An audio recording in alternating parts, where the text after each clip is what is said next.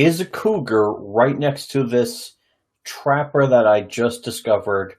Between the trapper and the road, apparently, is where the cougar spawn locations are. Is RDR going to be a little too intensive for you to pay attention to this important information going on in the stream tonight? Yes. Oh, no. Anyway, why I'm not going to be playing it. Just going to be sitting... Oh, okay. I hope I'm audible. Let's face it. If I'm going to slit throats, I'd rather do it in real life. Let's slit some pigs. That sounds like a good idea. If I'm gonna slit pigs, I'd rather slit a 3D pig. Speaking of 3D pigs, this information is not new. We're just going to do like a regular deep dive, or it's like the first time we've ever copied off of somebody else's content. Yeah, it's very lazy, very cheap. Hey, you know what that's like when somebody just steals your content and doesn't credit you? No, I mean, wait. Yes, I do. There's some old blog post from 2015, and it's kind of funny. We did that deep dive about I don't know if you can even call it a deep dive. We read a fucking a thread on a fucking forum, and that was months ago, about Ethan Van Sciver stealing from commissioners. Like, people would commission him at a convention, and then he would just cut off contact. And he was like, "I paid him $100," or he'd never give them the thing they paid for, and then he'd just ignore them. And then he would be like really indignant when people would be like, "Hey, I've been trying to contact you for months now." Only after. Yeah, but then he would also wait go until they complained enough. Yeah, he would go in between that and being like, "Hey guys, everything's going great. I'm really sorry." But, you know, the weird PR management, and then completely undoing that by like screaming at people. Sometimes he knows better. Like a good psychopath knows to keep the rage in private, where he fucking, you know, curses people out and that kind of shit. But in 2015, again, same time around that forum thread, same time he was getting divorced. In fact, I wonder if there's any relation. But there's some guy on Facebook that I guess Ethan became friends with, and it got very suspicious if you read through enough of the content, which we're going to try to. It's possible we'll have to come back to this later. We have a special guest in the stream with us, Doug 12 Naples. Yes. Hey, how's it going? He's a full dozen. I really like Earthworm normal guy person. Unlike Doug 10 Naples, he's only 10. I'm here to give a non-centrist viewpoint. No, you have to stay completely centrist, though. Okay. This is the primo top-tier centrist show. Primo, hardline, mainline centrism. Yeah. Mainline centrism. We'll call the show Hardline from now on. Until your veins collapse. Hardline centrists, your veins are going to collapse. We're going to call it Current Affair. This guy, Alfie, is the guy that Ethan apparently fell in love with for real. And one thing I want to point out, there's a lot of... He loved his dick. He loved his dick. Let's face it, this is not a man who can feel love. But he did love his dick. Allegedly. In Minecraft. Yuck.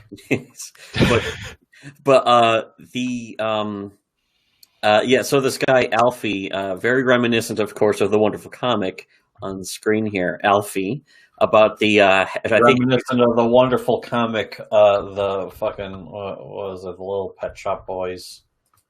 The Little Pet Shop Boys, not the regular Pet Shop Boys, but the little ones. Or with their dog Spot, starring their dog Spot. Yes, the dog Spot from Star Trek Next Generation. That was Data's dog, the name of his dog.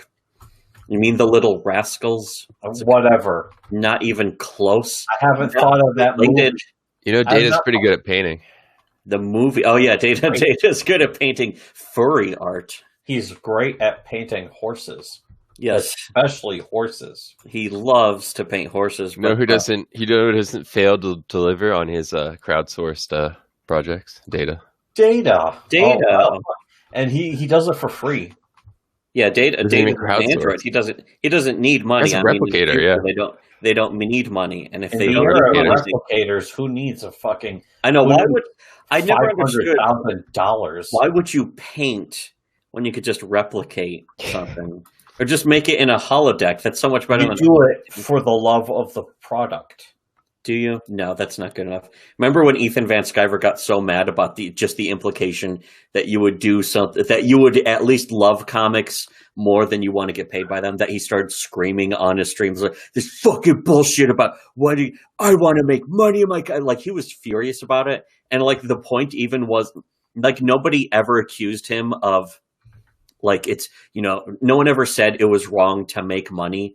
But at the same time, it's like, you got to at least, have a product. Incredibly touching. One has to wonder. In fact, looking back on his behavior, that's going to be some interesting. That's going to make for some interesting considerations, I have to say, when we get into this. But especially if we're going to have him considered. Yes, considered. He's going to get considered, and he's going to be considered a particular individual. But while he's serving time in jail. Yes, we're trying to figure out what his jail job is going to be. Certainly won't be making comics. He doesn't seem very interested in doing that at all, ever. That would actually be the ultimate irony if it ended up being comics. Yeah, anyways, Alfie, the comic on buttsmithy.com. You can identify him by his dumb hair. his hoagie. He's, Ethan, one thing that was getting pointed out also is that Ethan's hair went from having some like light coloring in it to just plain white in the past few months. Are you saying he dyes his hair? No, I'm saying something is wearing on his conscience very heavily. I'm saying he dyes his hair. Oh. He dyes his hair that color on purpose. What a fag. One of the many, many reasons. He's a fag in Minecraft. But anyways, by the way, I just want to say, Alfie... You don't think his hair is turning white like in Dracula? Yeah, well, I think that's the actual thing. Well, not like in Dracula, but like any president. Dracula's too elected. Cool. Dracula had an excuse. Dracula had a reason. Yeah, Dracula was actually old. Ethan Van Sciver. You're giving him too much credit. The main character, the Keanu Reeves. Keanu Reeves. Oh, because his blood was getting... Yeah. It was like Robert something or Jonathan and Charlotte. Jonathan and his girlfriend Charlotte. Charlotte. But anyways, I just want to say the art his girlfriend Charlotte, who was also his sister, back then it was considered okay, I guess.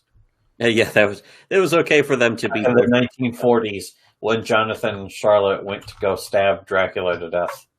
And they were in love with each other. And also they were able to translocate and assume each other's forms, which might be uncomfortable late at night.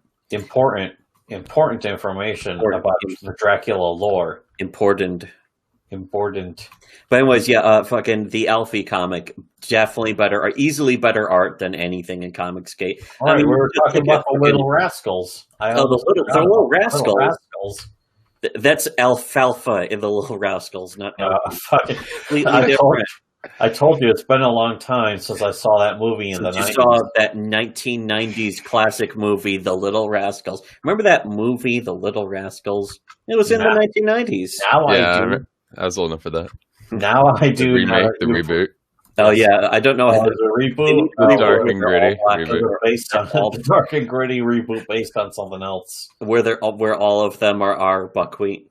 Every character is just replaced. Did you see the new Ghostbusters? So they're driving the car through the white wheat fields. White. It was a little. It's like these this is what they took from you, white woman in a wheat field imagery. What they took from you. There was an actual wheat field GF? Remember what they took from. I can't believe remember what they took from you flashed on the screen while that was happening. So suspicious. For only one frame. Normally 3 frames the human eye can identify it. One frame I can see a 30 FPS frame easy. Yeah. It just buries itself in the subconscious. That new movie is going to be called Ghostbusters Afterlife. They were going to call it Ghostbusters Press-esque to go back. But I think cooler heads prevailed. Anyways, my point is, the point of this whole video is that Alfie, this comic Alfie, not Alfalfa. I think, and what is Alfie? I know she's a halfling, but is she like half halfling and half elf, or is it just in the Butt Smithy comics? Yeah, Alfie's halfling is just has pointy ears too. You're talking about the borderline fur porn. There's so much body hair. It's so much body hair that it's borderline furry, but it is definitely porn.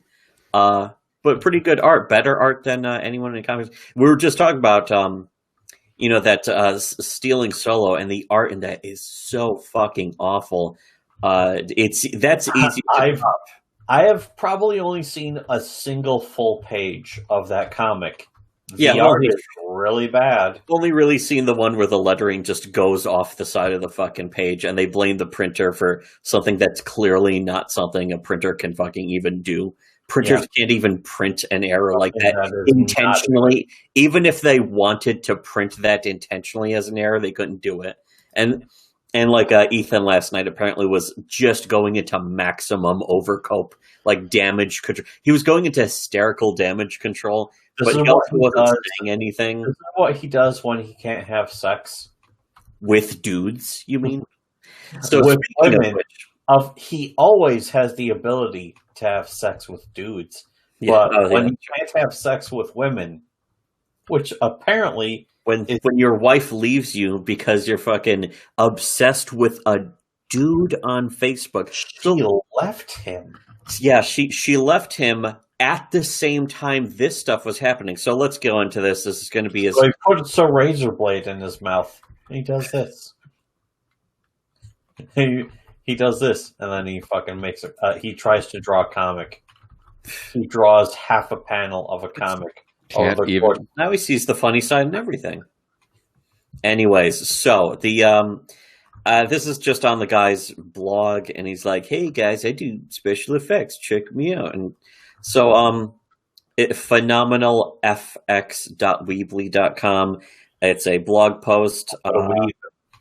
Yes. Blog post from 7/27/2015. So this is old. It's been going around, Ethan. Old news, but it hasn't. Nobody's been talking about this except for us. Yeah, it's kind of weird, but and it's been available for people to talk about and get into, and no one's really done any videos about this. And lol cow, and nobody even mentioned it except for us. We've known about this for easily the past half a year. I didn't even read through the whole thing. I just read through like some of the juicy bits, the screen caps, which I want to point out right up front. Ethan, we care so little. This has been on our plate for half a year, and it's just like, I don't care. Do you want to do it? Do you want to cover this? No. If people want to go tell the truth about Ethan, go ahead. Hey, what's stopping you? Fucking, but we got better shit to do. We just do this for fun because Comicsgate is humorous to us. It says he's a famous comic book artist. I never heard of him. Yeah, not wait. Like for people. Wait, are you serious? A normal guy off the street like me. I haven't heard of this guy. Yeah, no shit. He's not really fucking. I've heard of the big muscle guy, the Tim Leafield. He was a D. I've heard of this guy. At DC, Rob Liefeld. Tim Leafield. Rob Liefeld. Liefeld. I've heard some of these guys. Let's face it, you've heard of Rob Liefeld for one specific reason: the Deadpool movie. Yeah, I knew him from the muscle era, the chromed up muscle cable. I used to play Marvel vs. Capcom, so I kind of vanishing. Oh yeah, Marvel vs. Capcom, more famous than the actual fucking video game. Yeah, the beloved video. Man, I remember seeing that arcade game in the arcade and being like, "Man, this is an awesome idea." It's like these classic comic book characters and actually cool characters mixed together. It's like gay mixed with straight. It's actually quite an interesting concept. So to imagine you mix gay with straight, what would you get? Something really interesting. They had to make the Marvel characters objectively more powerful so that anyone would pick them. Yeah.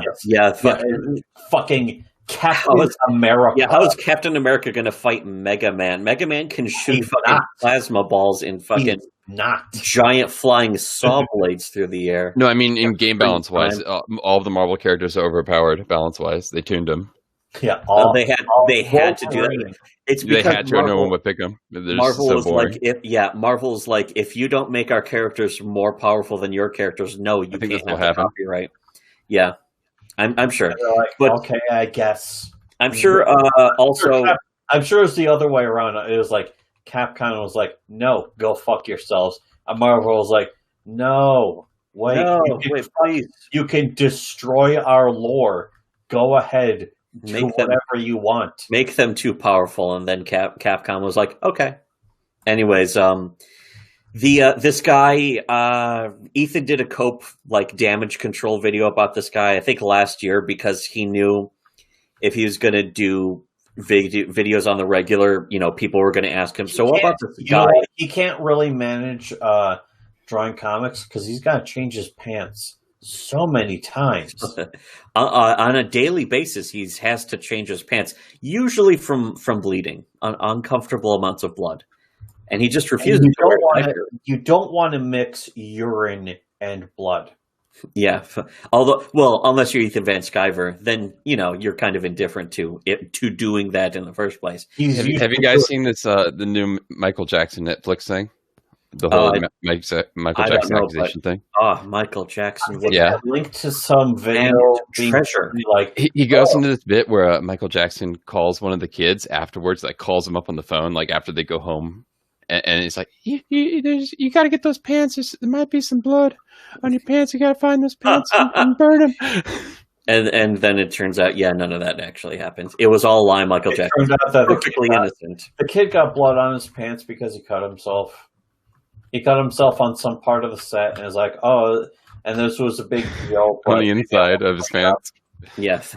As far as I'm concerned, his blood from his anal wall mixed with Michael Jackson's DNA. Why would he do that on the set? How come he's doing that? He's still completely innocent.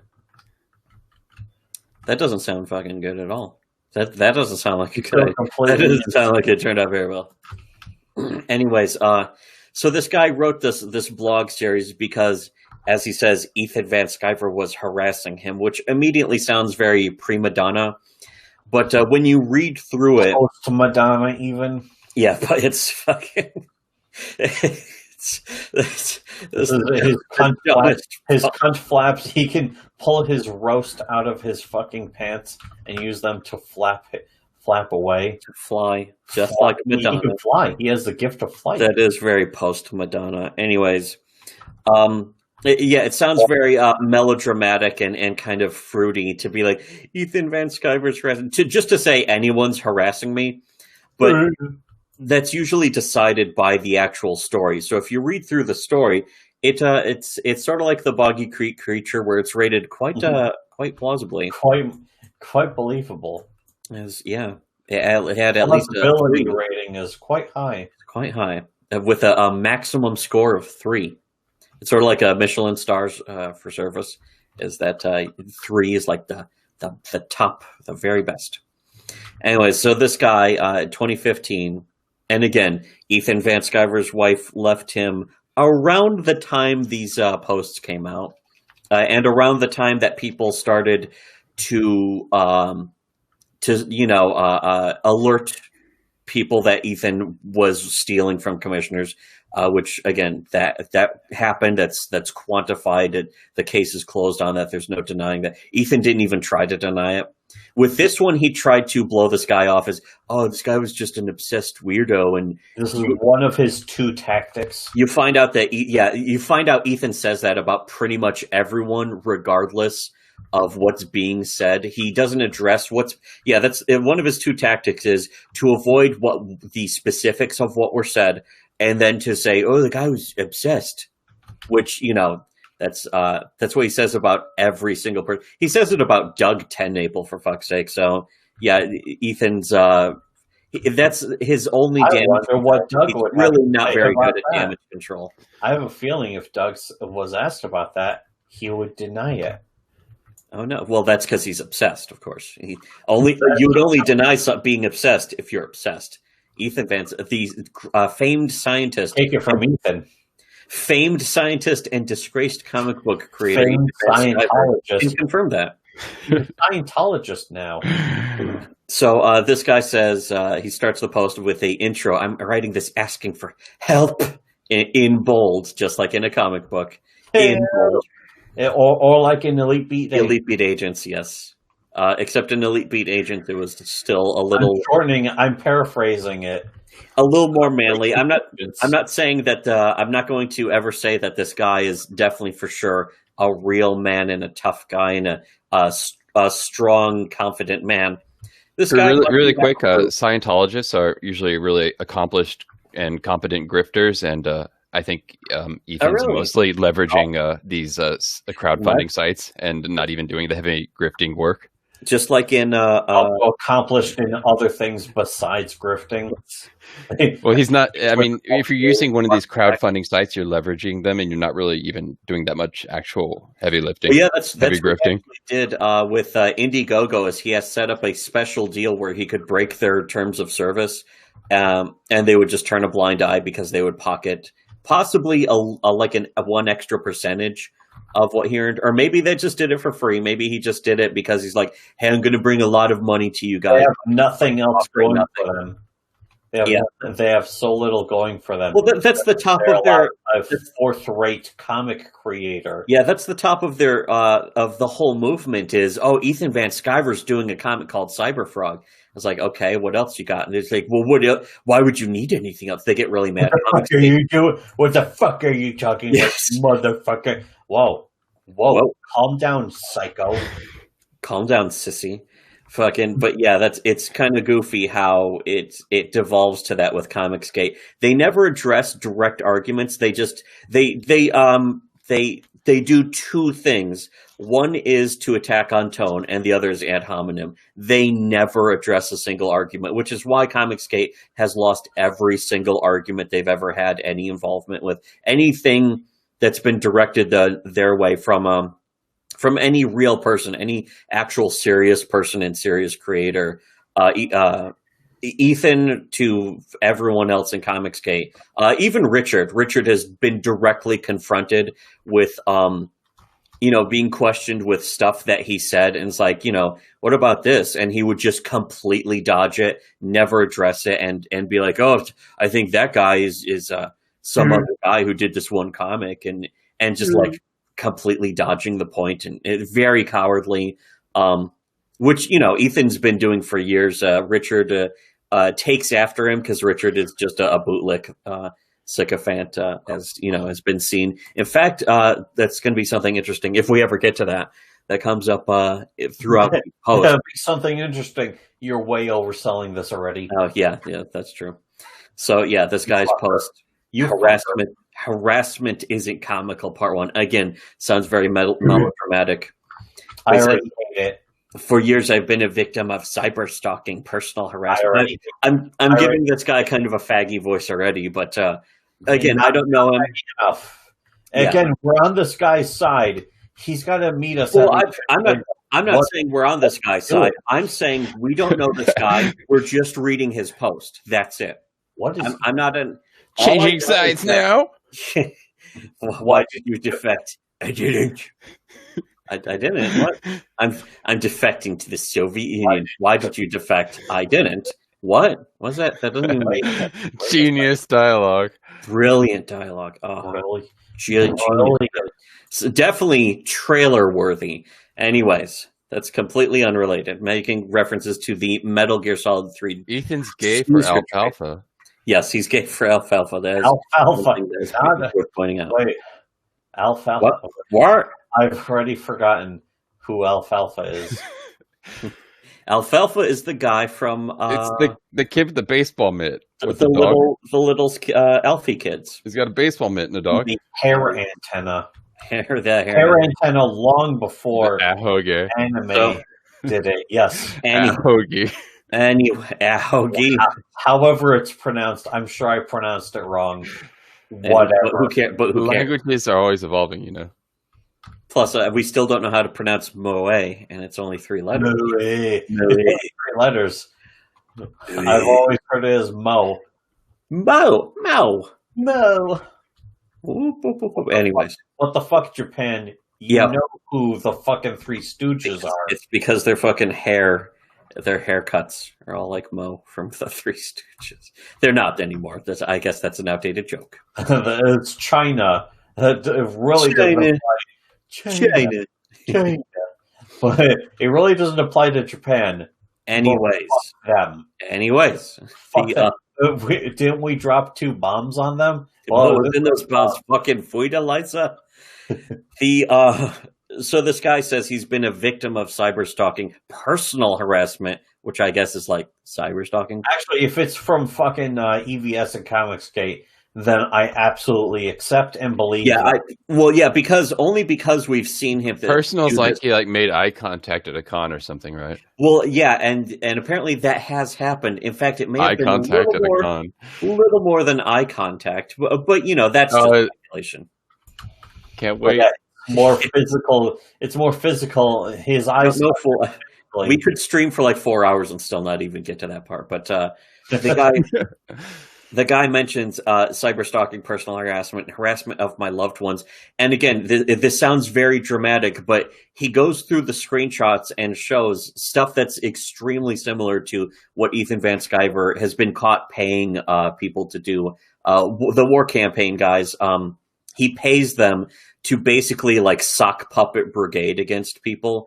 And they got caught on it so much that they're like, oh yeah, blame war, hashtag blame war campaign. But it's like completely true. It's like, yeah, it's not true. We're going to prove it by trying to own it. And it's just fucking give cover, aid, and succor. Yes, that was very appropriate word to describe it. But you mentioned, this guy says Ethan Van Sciver is a famous comic book artist, and if you're obsessed. If you're a comic book nerd who's obsessed with like your favorite company, like if you're one of those DC nerds who's like just obsessed with DC comics and like you DC comics are better than everything, you know, just a typical comic book nerd for DC, yeah, you would probably know who Ethan Van Sciver is, but like Kay knew who he was, but because he was the artist that ruined the Flash, that made me art was so terrible. Oh, he's actually popular? No. Well, no. I mean, yeah, he never did anything for Superman or Batman, and you know, he wasn't on any of the top list books. He wasn't even on the top. He has never worked on Batman. Many years. He has never ever worked on Batman. They didn't allow him. They disallowed him to work on Batman. I don't know about that. I'm sure some people should be like, no, he did a Batman comic in 2004. Who gives a shit? Yeah, who gives a fuck, you faggot nerd? Comic book nerds are the most effeminate people, the biggest whining faggots probably ever. I mean, it's kind of neck and neck with anime fans, but definitely ever, even worse than anime fans. At least anime they positive elements. They fucking like lapped anime fans just over the past couple of years. In fact, I always noticed on 4chan, the comics board was the only place on the entire website you can't say the N-word. Yeah, exactly, and it was because one of the mods made it just a complete. He was like, "You can't fucking say this shit." Yeah, the comics. That's board, the whole point of 4chan. And not just the mod would do something about it, but the other users would take that really seriously and personally and be like, "Oh, you can't say that." The mods, I'm going to report you. You don't look bad on us as comic book fans. I remember them getting. Why do you care? I remember getting banned. I was probably one of the first people ever to get banned from CO without even dropping any racial slurs. All I did was say that comic books are basically drawn fanfics, which is true, but that got fucking like mass reported. And it goes to show comic book fans are weak. They are weak people. That is exactly what fandom is weak, but comic book fans are the weakest of all. The most effeminate beta males of all fandoms, especially the ones who say that they're alpha males. If you see a comic book fan alpha male, they're beneath beta. They're less than beta. Yes, they're gamma, which is for sure less than beta. They're lambda. They're lambda gamma, which is actually a combination. It's actually not just a combination, but a sort of a metaphasing. It's sort of like that one episode of Star Trek: The Next Generation where Geordi and Ensign Ro got phased through some kind of weird mishap with a Romulan. Kind of like that episode of Rick and Morty where they. Rick and Morty. Oh no, we're in different time dimensions. Oh, that was the alternate universe one, but they weren't phasing through fucking. That was apparently the hardest, was it? They were. It was funny that Geordi and Ensign Rowe, they thought they were dead because they were able to walk through walls and shit, but they still had to like walk on floors and then take a shuttlecraft from the Enterprise back to the fucking damaged. Remember the time the Enterprise like de-evolved into a jungle? Yeah, that was a great episode. I was about to say de-evolved, and it's like, you mean Genesis, and then into a jungle. Oh no, wait, that's the other one in season 7. They put like a jungle inside the Enterprise set. It was great. Yes, and they had a good Masks. That was Masks. No, Masks wasn't the one with. Oh wait, no, yeah, Masks was where there was like it was like an Aztec jungle started taking over the Enterprise, but the one where they de-evolved was another separate episode. That was Genesis. But there's like it changed into like an environment too. The environment de-evolved. Computer screens turned into like trees. There was a swamp on the bridge. We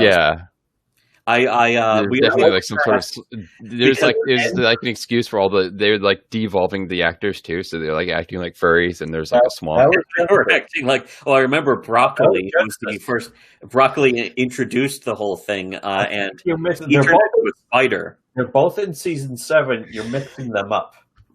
Don't get mixed up. Don't get it twisted. And we only bring this up. N-word. We only bring this up because this is a billion times more interesting than Comicsgate or this queer. Star Trek is great. Come on, it is. It is great. Yeah, I'm not saying anything negative about Star Trek: The Next Generation. Specifically, the chat's getting really pissed off about this. I'm not looking. We don't look at the chat. There's a chat. I didn't even notice. Is the chat saying anything? Who cares? Anyways, so this guy want us to get to the fireworks factory.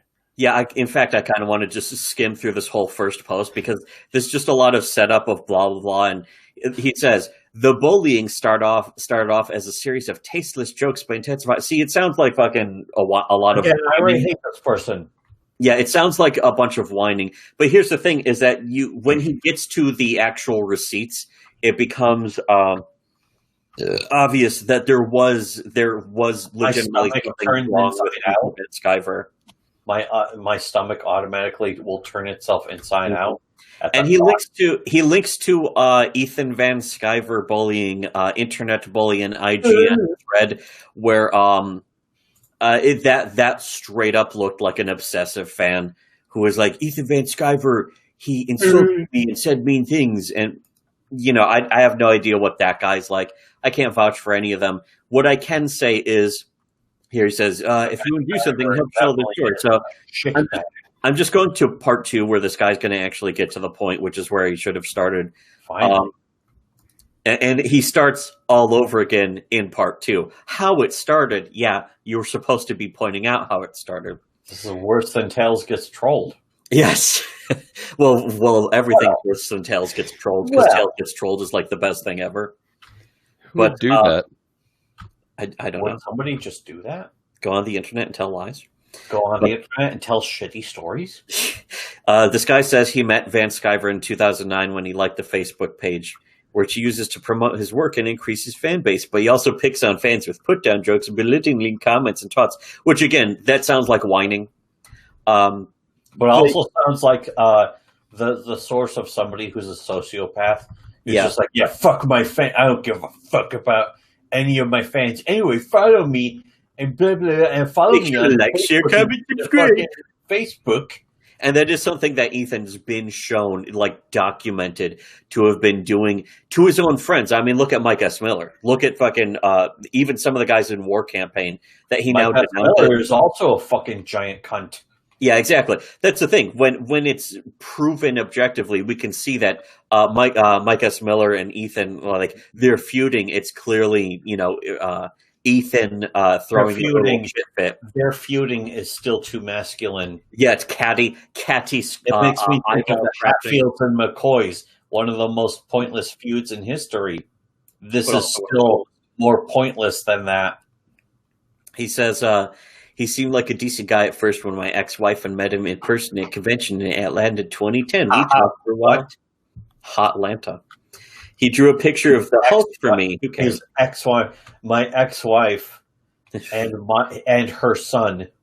My ex-wife's ex-son. What? Who? What?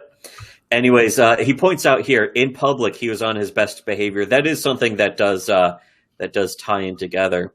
Oh God, I love his Angela Merkel pose on the table. He's doing the summit Angela Merkel pose. Oh yeah, the hands on the table. Yeah. But I mean, at the same time, that's not fucking. Angela Merkel is also a woman. Yes, speaking of effeminate women. Speaking of women, so here's like their picture. That might explain why Germany's so fucked up right now. This drawing of the Hulk looks ugly, and he has like the retard hair, but also the top of his head looks like it just has a really deep divot. This guy says, absolutely brilliant. I don't know. It doesn't look that good. The eyes don't look very even. Wow, comic book fans, huh? Yeah, not very high standards. It's really just a face. Low standards. It's really just a face, but it's the hair that just looks off. The rest of it, I guess, is passable. But anyways, here's this nerd with Ethan. He's clearly taller than Ethan. Ethan must be a manlet. But he posts on Facebook being like, had a great time chatting with EVS, blah, blah. Had a good time being belittled by a fucking person who thinks that they're better than me just because they There work seems to be an element of this guy like missing when they got along. It's like it's a no ill will between us, no axes to grind, just hanging out and talking comics. I would not want to talk comics with anyone. Why would you bring that up?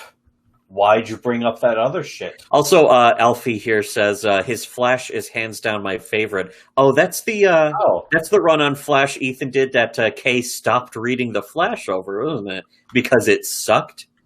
Anyways, because he apparently ruined the character.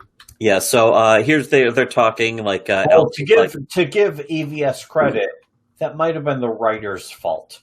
Yeah, again, nothing in defense of this guy. Kay's not in the show for us to ask her specifically at this. If she shows up, she said she might be able to show up later, but she doesn't even really want to bother. Too late. Oh, fuck it. Well, she's less of a loser. She's a girl, so she's not as much of a loser as us. Oh, fucking incel beta manlet. Poor beta manlets.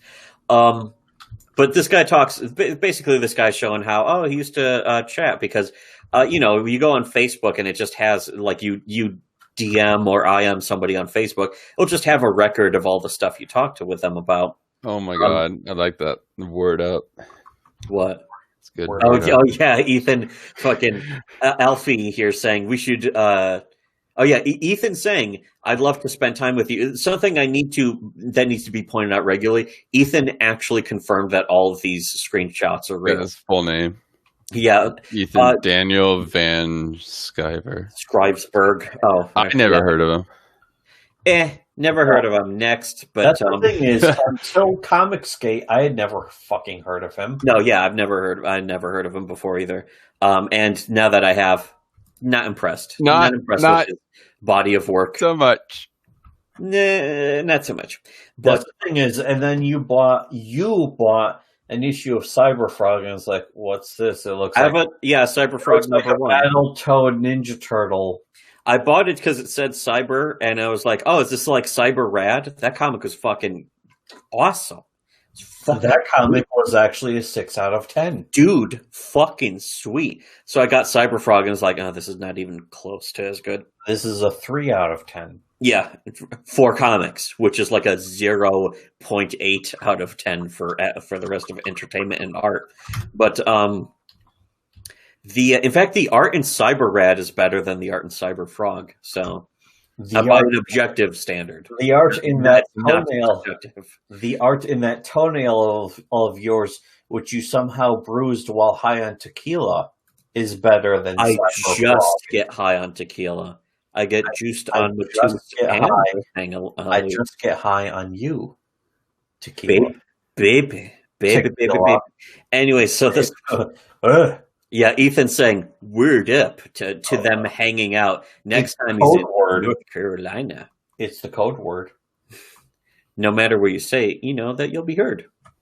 But Van Sciver would regularly post insulting messages on his Facebook page to troll his fans. Some of us would enter the thread disagreeing and debating what he said, and that's when the gang of friends would target individuals for harassment. Now that sounds, again, overblown, but it also sounds exactly accurate to what it's now today. Not just sounds accurate. It is what fucking he's basically monetized that through other people. That's where War Campaign comes from. Is they're his personal brigade. They're his sock puppet brigade.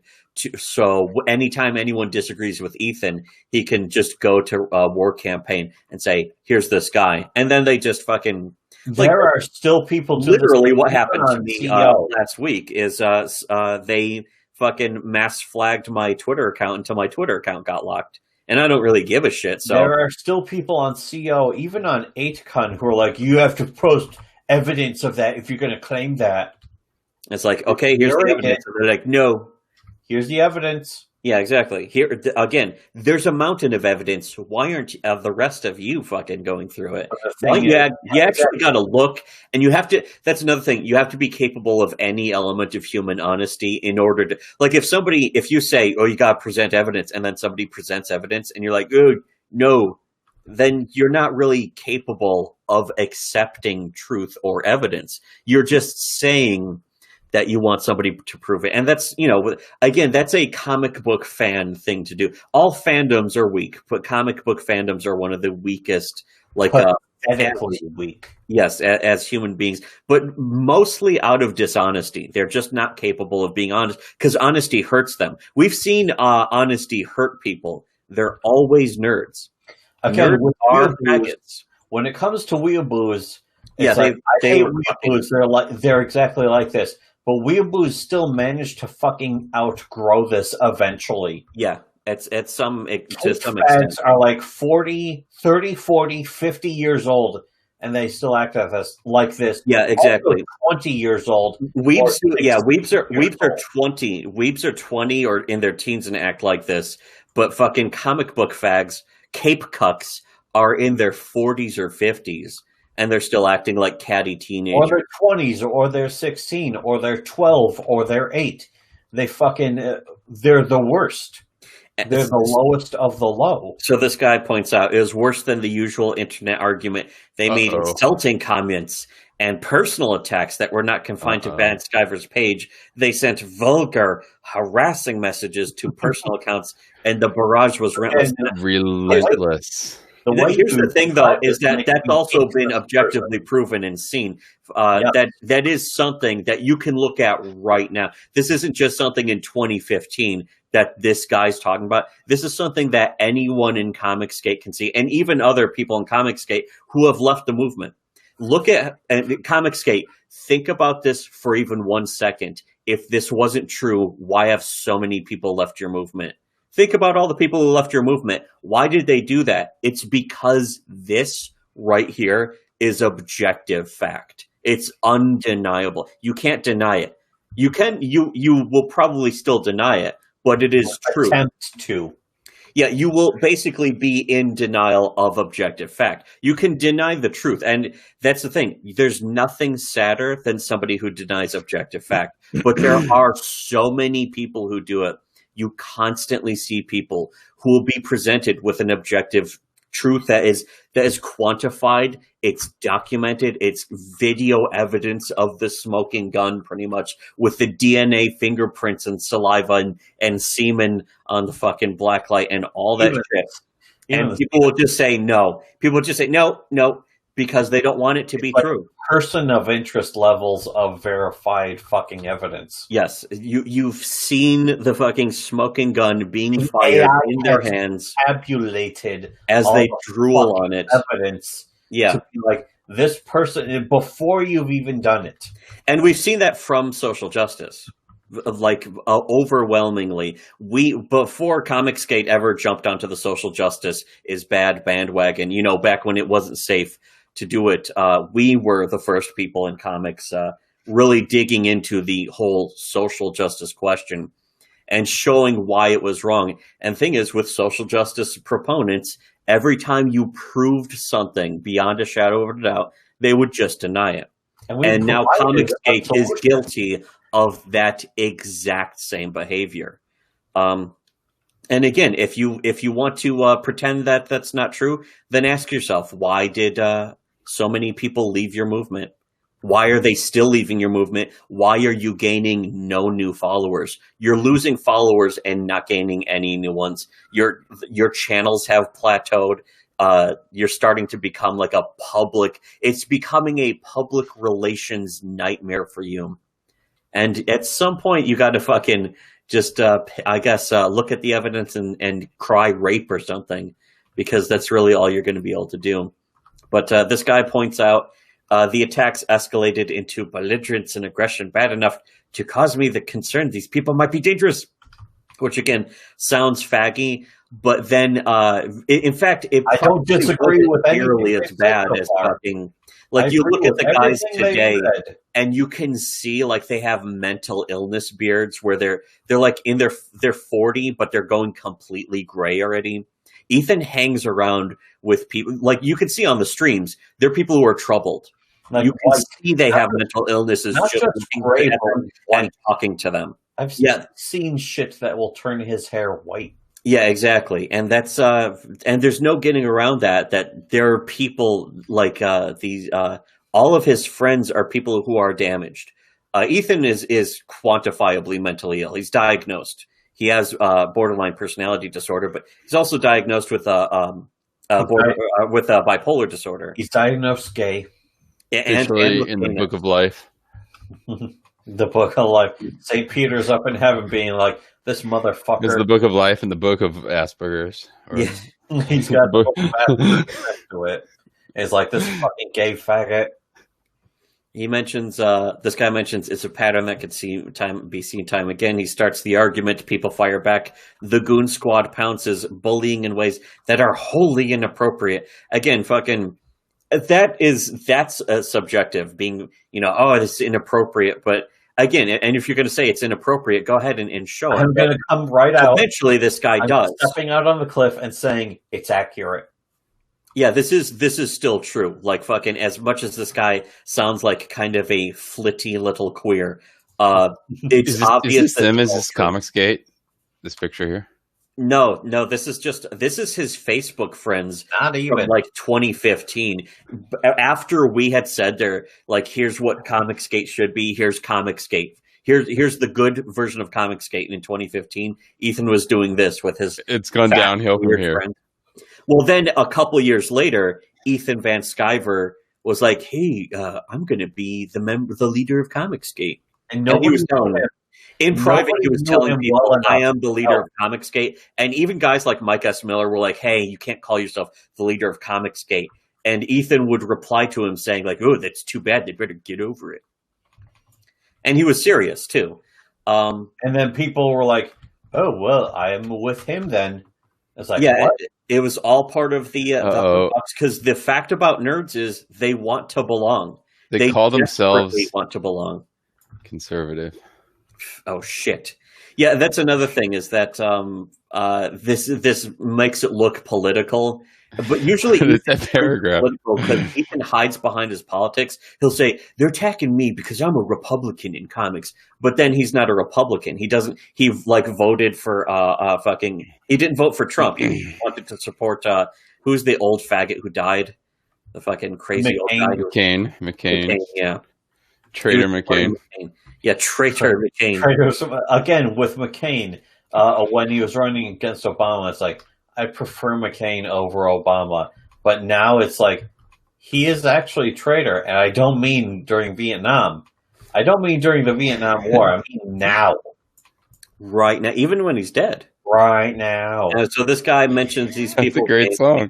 Their names were right here, right now. Right here, right now is a great song. Right now is a gay song. Miss the beat by a fraction. Crystal Pepsi, the theme song. There's no other place I'd want McCain to be than right generator. Anyways, this guy mentions their names, most likely because their names are public. That was another thing that they sort of tried, that they learned from. Like, Ethan learned a lot about Hugbox brigading from, from failed attempts. And this guy, he learned a lot from this guy, basically. This guy making this, basically, it's the Zoe, this is the Zoe post of comics, except Zoe Quinn is fucking Ethan Van Sciver, and more effeminate than Zoe. But this guy mentioned, they stalked me, as have others, by searching my internet. Now, again, all this is true, and Ethan did confirm that the screenshots in these posts are real. He said, yes, I talked with this guy, I said this to him. So this guy mentions that they basically did constant digging into this guy just because he disagreed. This is the actual point of the story, that this guy blathers on and is fucking kind of pointless. But the real point of this story is that this guy disagreed in very minor ways, and so Ethan had his personal hug box dig throughout the entire guy's fucking life on the internet and go find his name, his family, all that shit to just we'll get into the gay ops of what he did soon. But let's see, Van Sciver and the Goon Squad call themselves conservative, but they're a disgrace to any honorable people who are evangelical Christians who favor small government and low taxes and who support and pro-marriage and an originalist interpretation of the Constitution. Yeah, exactly. Not very for traditional marriage. If you're getting divorced, Ethan. Also, if you're going around behind your wife's back with anyone who supports the old school ectomobile on the wheat field. Yes. Driving the ectomobile, wheat field ecto-one. And then crashing into a barn until your fucking hazard suit mask falls over your face so that people think you're an alien. Is that what happens? That's what happens. That happens. That sounds like a delightful movie. Anyways, Van Sciver and his gang posture themselves as tough guys. Again, very familiar. Wow. Reminiscent of Mr. Alpha T, who has his name tattooed on his arm. Is that an alpha behavior, especially if you're a giant, corpulent, closeted homosexual? I don't know. I don't know. But this guy points out their posture of themselves as tough guys who use obscene humor to attack whiny, weak liberals. That is another thing. Is apparently yesterday Pocket Jacks was on some stream with some bootlick. And Pocket Jacks was bringing up stuff that was being just completely ignored. I don't even know who the other guy's name was, but he couldn't even address a single thing.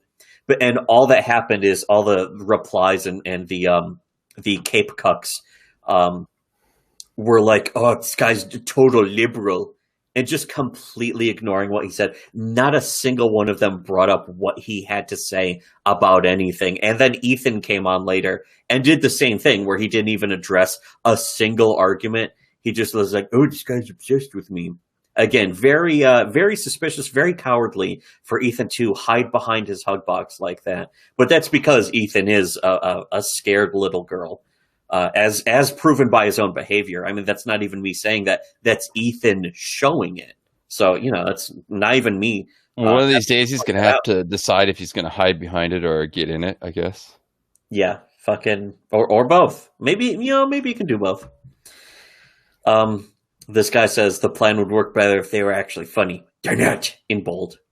But his among others they've targeted and he mentioned some names, who are guilty of the crime of not being conservative enough and of having been fans of Van Sciver, which is, again, that's very weird behavior. It's weirdo behavior of Van Sciver to go after your own fans, but that is completely endemic of Comicsgate. Comicsgate has attacked itself more than it's attacked SJWs, and that's quantified. That's already been measured on a purely objective scale that anyone can see. To the point where, even people who supported Comicsgate are like, no, I can't even be part of this.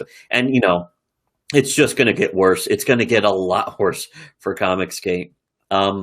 Here, though, he says, here's a private message sent from by private message, that means it's the Facebook fucking IM system. It's this not reads like the fake messages that the people in Match 3 games will send to you on the little fake in-universe social media. Oh shit, maybe that's what it is. Maybe Ethan Van Sciver is a fucking... I'm reading this right now, and it sounds like one of your Match 3 friends sending like you a fake tweet. Oh, you mean it's like, hey friend, you want to help me? Well, you know how these games will have like it's like virtual in-universe SNS or whatever for the game characters. They talk to each other. This is what this reads like. It's on a Match 3 game or something.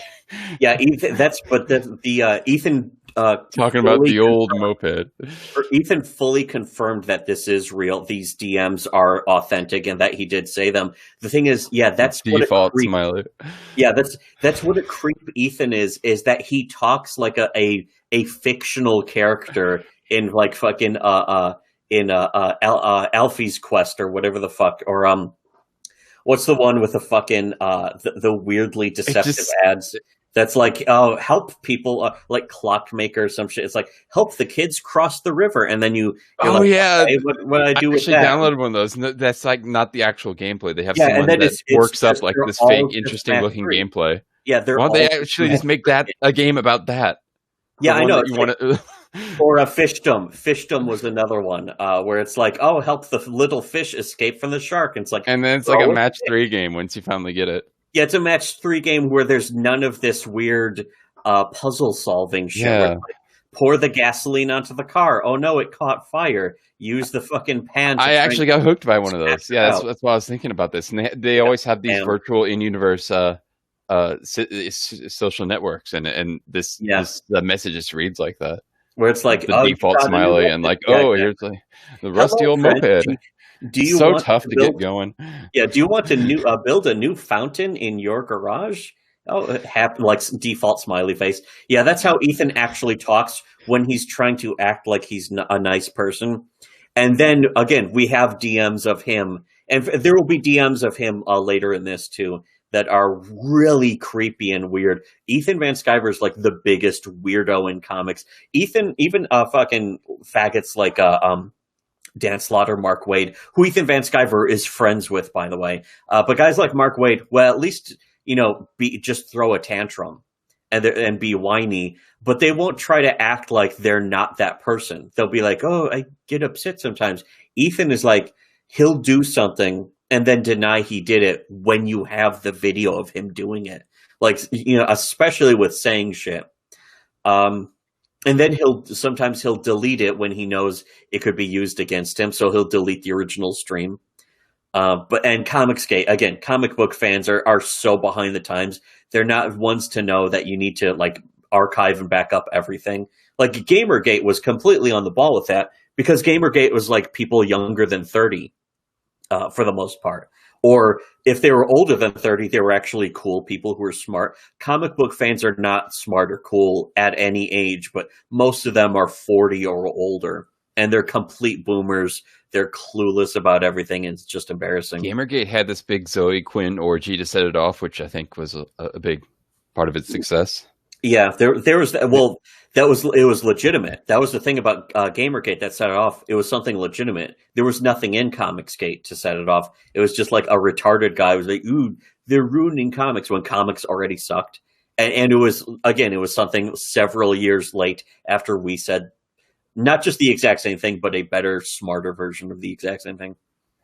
Anyways, this guy points out Van Sciver admits he likes to mess with this guy, and also admits he knows it becomes a huge problem. It's becoming a PR nightmare.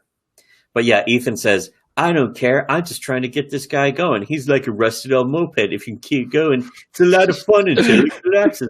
And it's like he's talking about a fan of his. Pay 1 star to fix the moped. Yes. Hey, do you want to need to recharge your life? You want to repair the battery on the moped? This will cost 5 tokens. Yeah, Ethan should have charged them some ribbit coin to repair the moped. You know what? That would actually be more successful than Cyberfrog is if he just made a Match 3 Cyberfrog game. Except I'm sure Ethan would find a way to fucking completely sabotage that unintentionally. doesn't want to sabotage it, but he also can't help it. What do you mean sabotage? Making a game is a lot harder than drawing a comic. Well, not for match 3. Match 3 is fucking like a bit. You can basically plug in some assets for match 3. It's the easiest shit ever. At least match 5 requires some more fucking insight and talent. I don't know. Well, first you got to rip off the match 3 game, and then you got to do the plugging in, and then you got to draw the assets. You have to make Ethan's stuck on the drawing the assets. You have to make the misleading ads where it would be like, Cyberfrog needs to get away from this fucking the spiky being mean to him on the lava. internet. What? I bet it would be people being mean to him on the internet. That would be part of the be like a spike that you could drop in front between them. Anyways, this guy's talking about some screenshots. He's like, hey, click on this, and he's like, it happens with this. It says server not found for any of them. Gee, what a shame. There's other screen caps though. If you need further proof I'm not a whiner who can't take a joke, just Google Ethan Van Sciver internet bully. You'll get 10,000 links. And there's the IGN board where again the guy looks kind of like a faggot, but at the same time it doesn't mean he's wrong or anything. But this guy says Ethan vilifies a decent guy and manipulates people to physically threatening him after already treating the guy like crap. I don't mean to write a history lesson, but I do want to prove I'm not the only person he's attacked in ways that are unconscionable. Women are targeted and threatened. It's funny because normally I'm like, I don't give a shit. Fucking women. Yeah, who cares? Who cares about these broads? Yeah, fucking this bitch is wearing perfume. I don't give a shit. But the worst of their attacks are directed at women, and it's funny because there have been several women that Ethan has slammed who are on his side, just completely supporting him. And he's like, "Ooh, this fucking girl's comics look like shit." And then it turns out like she's a big supporter of war campaign. And then he's like, "Hey, I'm gonna have you on." It'll just act like he never fucking trashed her.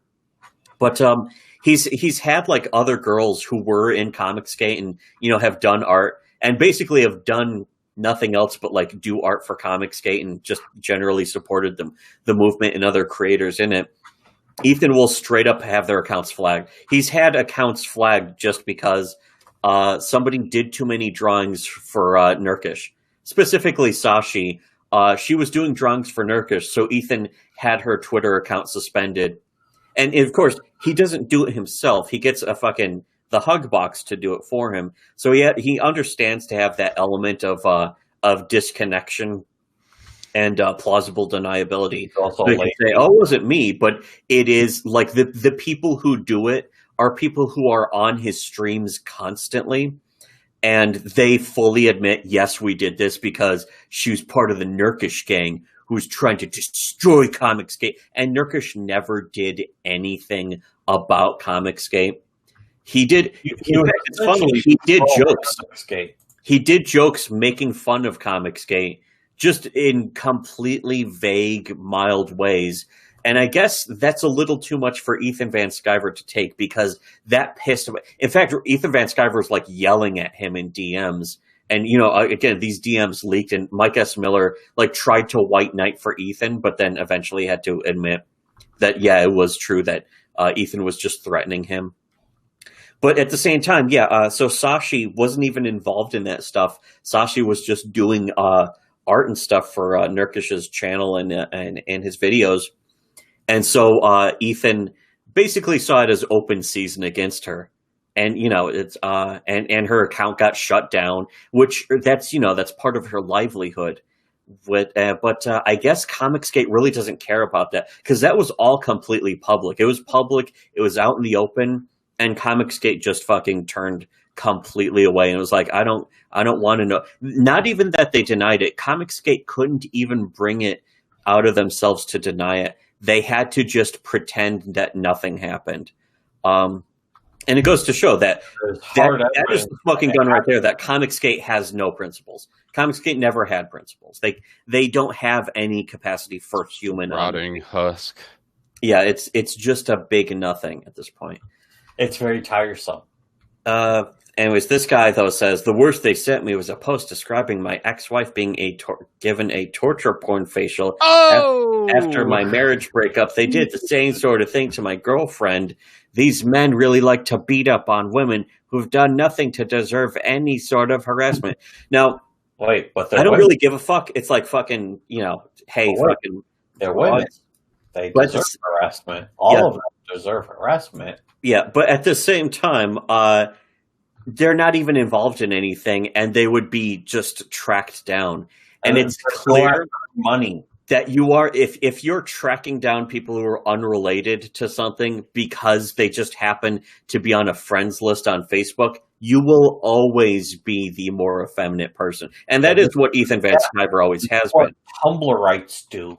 Yeah, it's reachy reach. And if you don't know what that means, you're pretty much halfway to being a woman yourself. But it was a joke about Tumblr, where Tumblr, the SJWs on Tumblr would be like, oh, you reblog from something from there, but they once liked a post by this guy who's like this. And it's just, again, just the desperate reaching. And that is what Comicsgate does now. To the exact same as social justice. And Comicsgate supports this. They support this because they give money to the people who do it. And if you're funding people who are who are straight up doing SJW behavior, then you are one. There's no other way around. There's no argument for, no, that's not true because, there's nothing. What is your argument even supposed to be? There isn't one. And they've never tried. They've never once tried. They never tried to argue about it or against it or to even defend Ethan. Like, even regular Comicsgate doesn't even try to defend Ethan about this. They bury their heads in the sand, which is the most bitch-made fucking thing you can do about any of this. Because it means you're essentially a dishonest person. You will never become an honest person. You're never going to grow up and become an honest, smart person who has good taste. You're always going to be stuck liking comic books, which is something that only faggy nerds do, which is what Comicsgate is. It's really just a group of faggy nerds. I gave comics a chance. We gave them more than enough chances to either be good or for Comicsgate to actually put out something good, and they can't do it. They've hilariously failed. Every single book Comicsgate has put out has been a hilarious failure. Yeah, Watchmen. Well, I mean, fucking Watchmen. Anything. Watchmen's not. They're not going to put out anything like Watchmen. That's for damn sure. Watchmen movie came out, and it's like, this looks interesting. Let me check out the source material. I check out the source material, and it's like, wow, this is really interesting. Let me check out some more source material from the same era, and I go and read Batman: The Dark Knight Returns. And it's like, man, I really missed out. Let me check out some source material from other eras, and I didn't find anything else. Yeah, it was all shit. Just embarrassing dog shit. Batman. That's all I found. It was really people subverting the industry. It was subverting comics that actually made comics better, and at the same time destroyed it. Like people say, Watchmen essentially ruined comics because everyone then tried to do the next Watchmen, and then all their comics sucked because they're hacks. They're not good writers. Comic book fans are not good writers or creators or artists or anything. Shit. They're human embarrassments, and it's actually gotten worse these days compared even to like the 80s and the 90s. The 90s are some of the worst comics ever made, and any idiot knows that. But you have the people who are beneath idiot, like sub NPC. They don't even have code to malfunction. They just they're just going around sparking and sizzling all the time. And that's your average comic book fan. People try to accuse us of not being comic book fans. And it's like, yeah, we're not. Comic book fans are faggots. They've always been the biggest faggots. That's the thing in particular. I gave comics a chance to win me over. They didn't even fucking match me halfway. They didn't even go. They didn't even away. Like I could go 90%, and comics wouldn't even fucking go the remaining 10% to meet me. It's fucking embarrassing. And every comic that people say, oh, the 90s are the best era. Every comic they've said was good is fucking dog shit.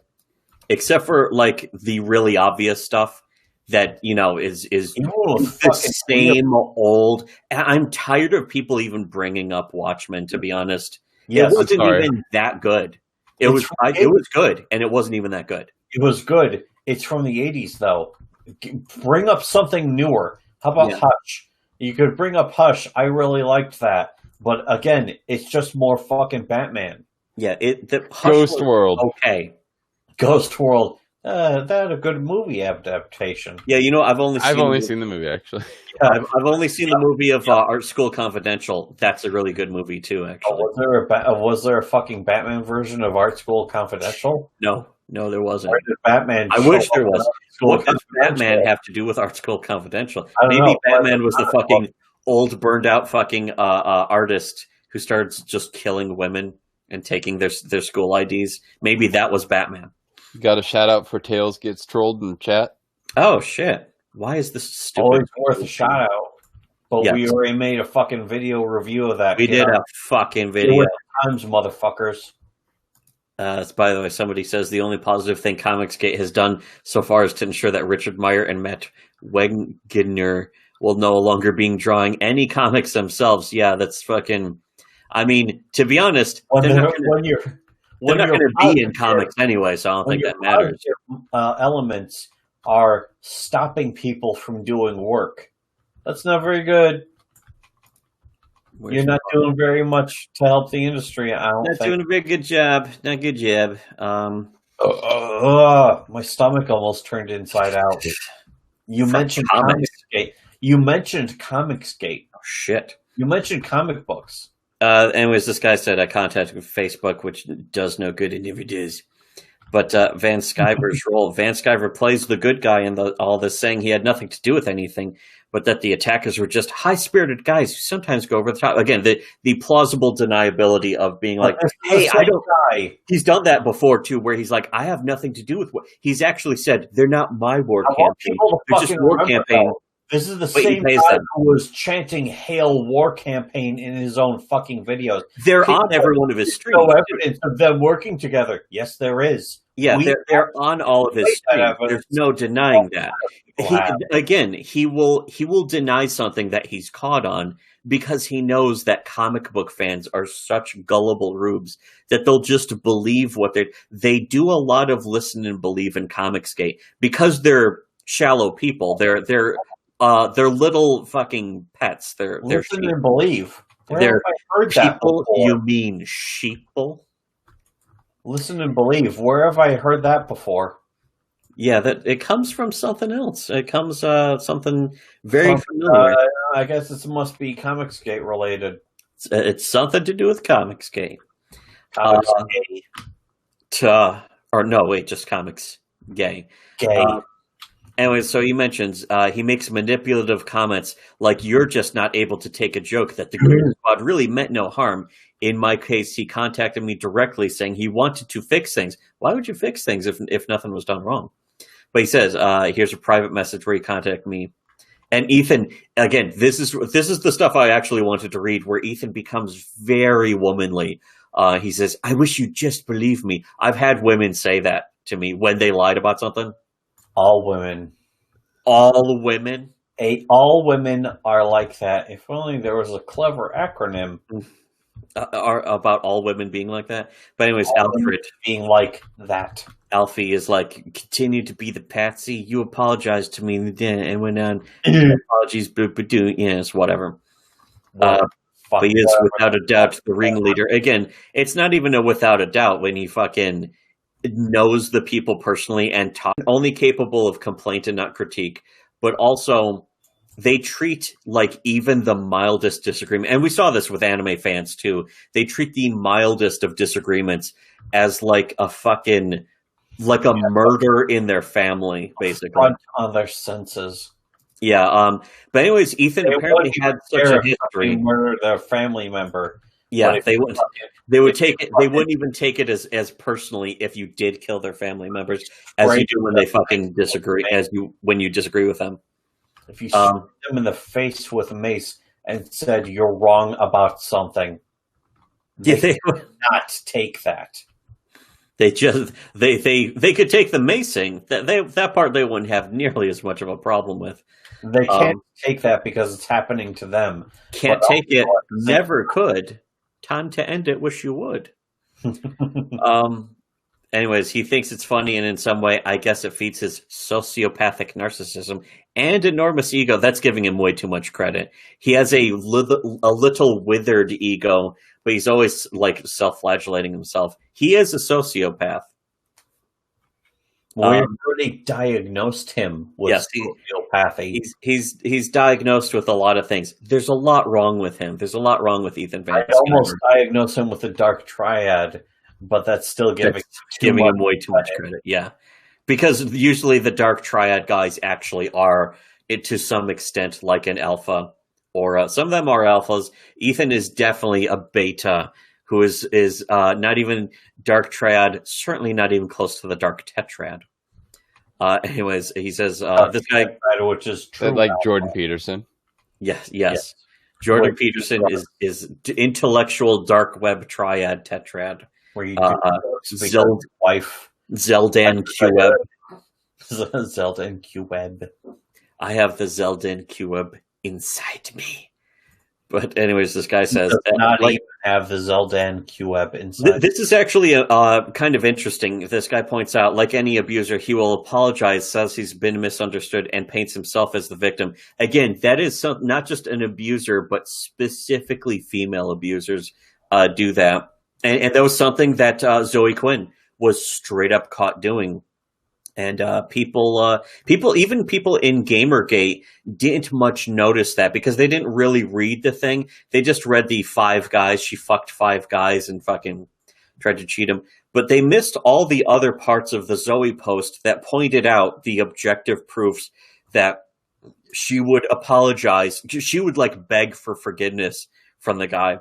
And then act like she's been done wrong, especially if the guy doesn't forgive. And I have seen that from other women too, who all have borderline personality disorder and or bipolar.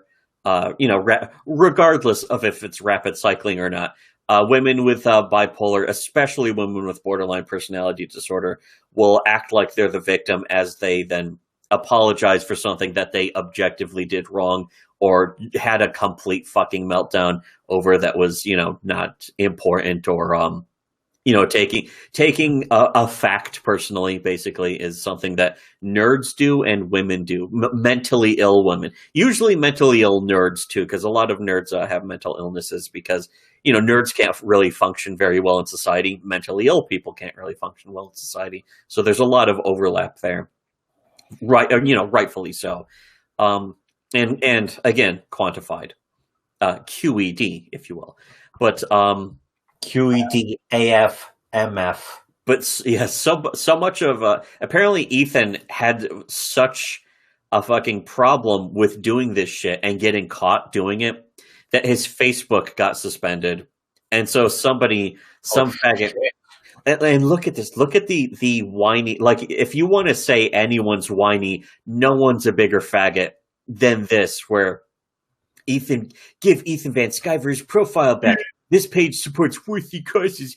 If you've been harassed by a known hater and liar, you may need a resource like this. And it's just a picture of like a circle slash with cyberbullying, rumors, gossiping, threats, insults, teasing. And it's like, teasing, sexy teasing. This is what Ethan Van Sciver's idea of defending himself is: posting this gay picture, and it's like a fucking 4:3 aspect ratio or a 1:1 aspect ratio picture, and says, download this picture and make it your wallpaper or desktop background. This is the same thing to protect yourselves from hateful trolls. Is this fucking 1999 where we're fucking how much of a cheesy faggot? Again, any of the cheesy faggotry from this guy, like making telling these stories, these adventures of trying to be friends with Ethan Van Sciver. Nothing he says is going to be gayer than this. In fact, nothing Ethan says is gayer than this. And there's some really gay shit from Ethan coming up still. Anyways, eventually he created another Facebook page and started it back up again. So that's the thing. I think Ethan Van Sciver's account was just called Ethan Van Sciver. And so Ethan Daniel Van Sciver was his new account to get around getting fucking suspended or banned or whatever. But here's another thing that's very important is... more important or less important, but I gotta mention it. That's pretty fucking gay. Your fucking backup account is just your middle name. Yeah. I gotta use my full actual name. This time I'm using my middle name. Get around a band, so I'm just gonna add my middle name. You're a fucking cunt. You're a fruity little queer. I mean, how do you even get suspended over doing this shit? All you gotta do is not do it. Well, these days, the cool people get suspended by being false flagged by mundane mat types, like in War Campaign. And specifically, Ethan is the mundane mat of comics. It's just that people don't realize it yet. They haven't woken up to it yet because a lot of them are just stupid nerds themselves. Imagine a nerd that isn't even smart. I mean, fuck. Talk about having 5 strikes against you already. Cunt, bitch ass. Anyways, here's Ethan admitting that one of his friends, like his early proto-war campaign, made sock puppet accounts to fucking go after people. And again, the harassment will be shown later, and you can see it is straight up mental illness from, I guess, on the part of Ethan's friends here. I don't know if Ethan knows these guys anymore, because usually what he does is he uses people like a currency and then just cuts them out of his life. And that's what's going to happen. That's already started happening with War Campaign. And the more that War Campaign gets caught doing shit on his behalf, the more he's going to start cutting them out. And he's already done it with a couple of the guys. I forgot one of the guys' names, but again, we don't really pay that much close attention to it. The people who are supposed to pay close attention to this shit just don't bother. In fact, a lot of them tend to do white knighting and shit. But then they get caught like embarrassing themselves white knighting, and then they have to like disappear. Like fucking when you have drama milkers or whatever, with their big man milkers also, when you have them deleting their accounts and disappearing because they defended somebody who got caught doing embarrassing shit, you know you're not exactly paying attention to the right targets. Anyways, he indicated he and the others discuss and probably laugh about this bullying. He wrote, "Now it was just Michael seeing if you'd be super cruel if given the chance." Let's see. Yeah, so it's just a screen cap of Ethan admitting that this guy makes fucking fake accounts. It's just Michaelson's gym band, whatever. Right. Fucking. Again, if you want to check this out, the page is easy to find. The series is just called Harassment Isn't Comical. Kind of cheesy name, but fucking whatever. Again, we're not defending this fucking person. Yeah. People are probably going to act like we're defending this person. This guy seems very dramatic, but in fact, I think that lends to one of our, I guess you could say, headcanon fan theories about this whole thing being a sort of jilted love between these two closeted gay guys. Maybe. Actually, here's what I really think, and again, we should be getting into this in a little bit, but I think that Ethan Van Sciver did have sex with this guy, but this guy didn't have sex with Ethan Van Sciver. It's one of the few times that a person, Ethan Van Sciver in this case, committed psychic gay sex with another man. I can't believe. I mean, he raped him.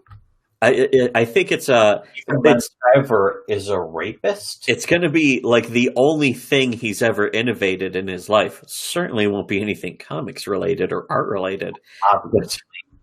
But anyways, I've innovated more comics and art related, just sitting here doing nothing. But anyways, this is where the stuff starts to get a little more juicy, I suppose you could say.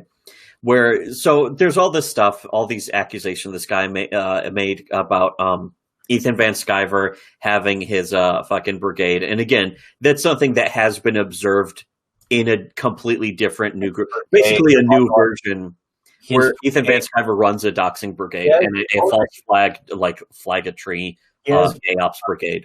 Code name for his brigade. It's called AZT. It's very clever, very crafty. Goes really under the radar, you might say.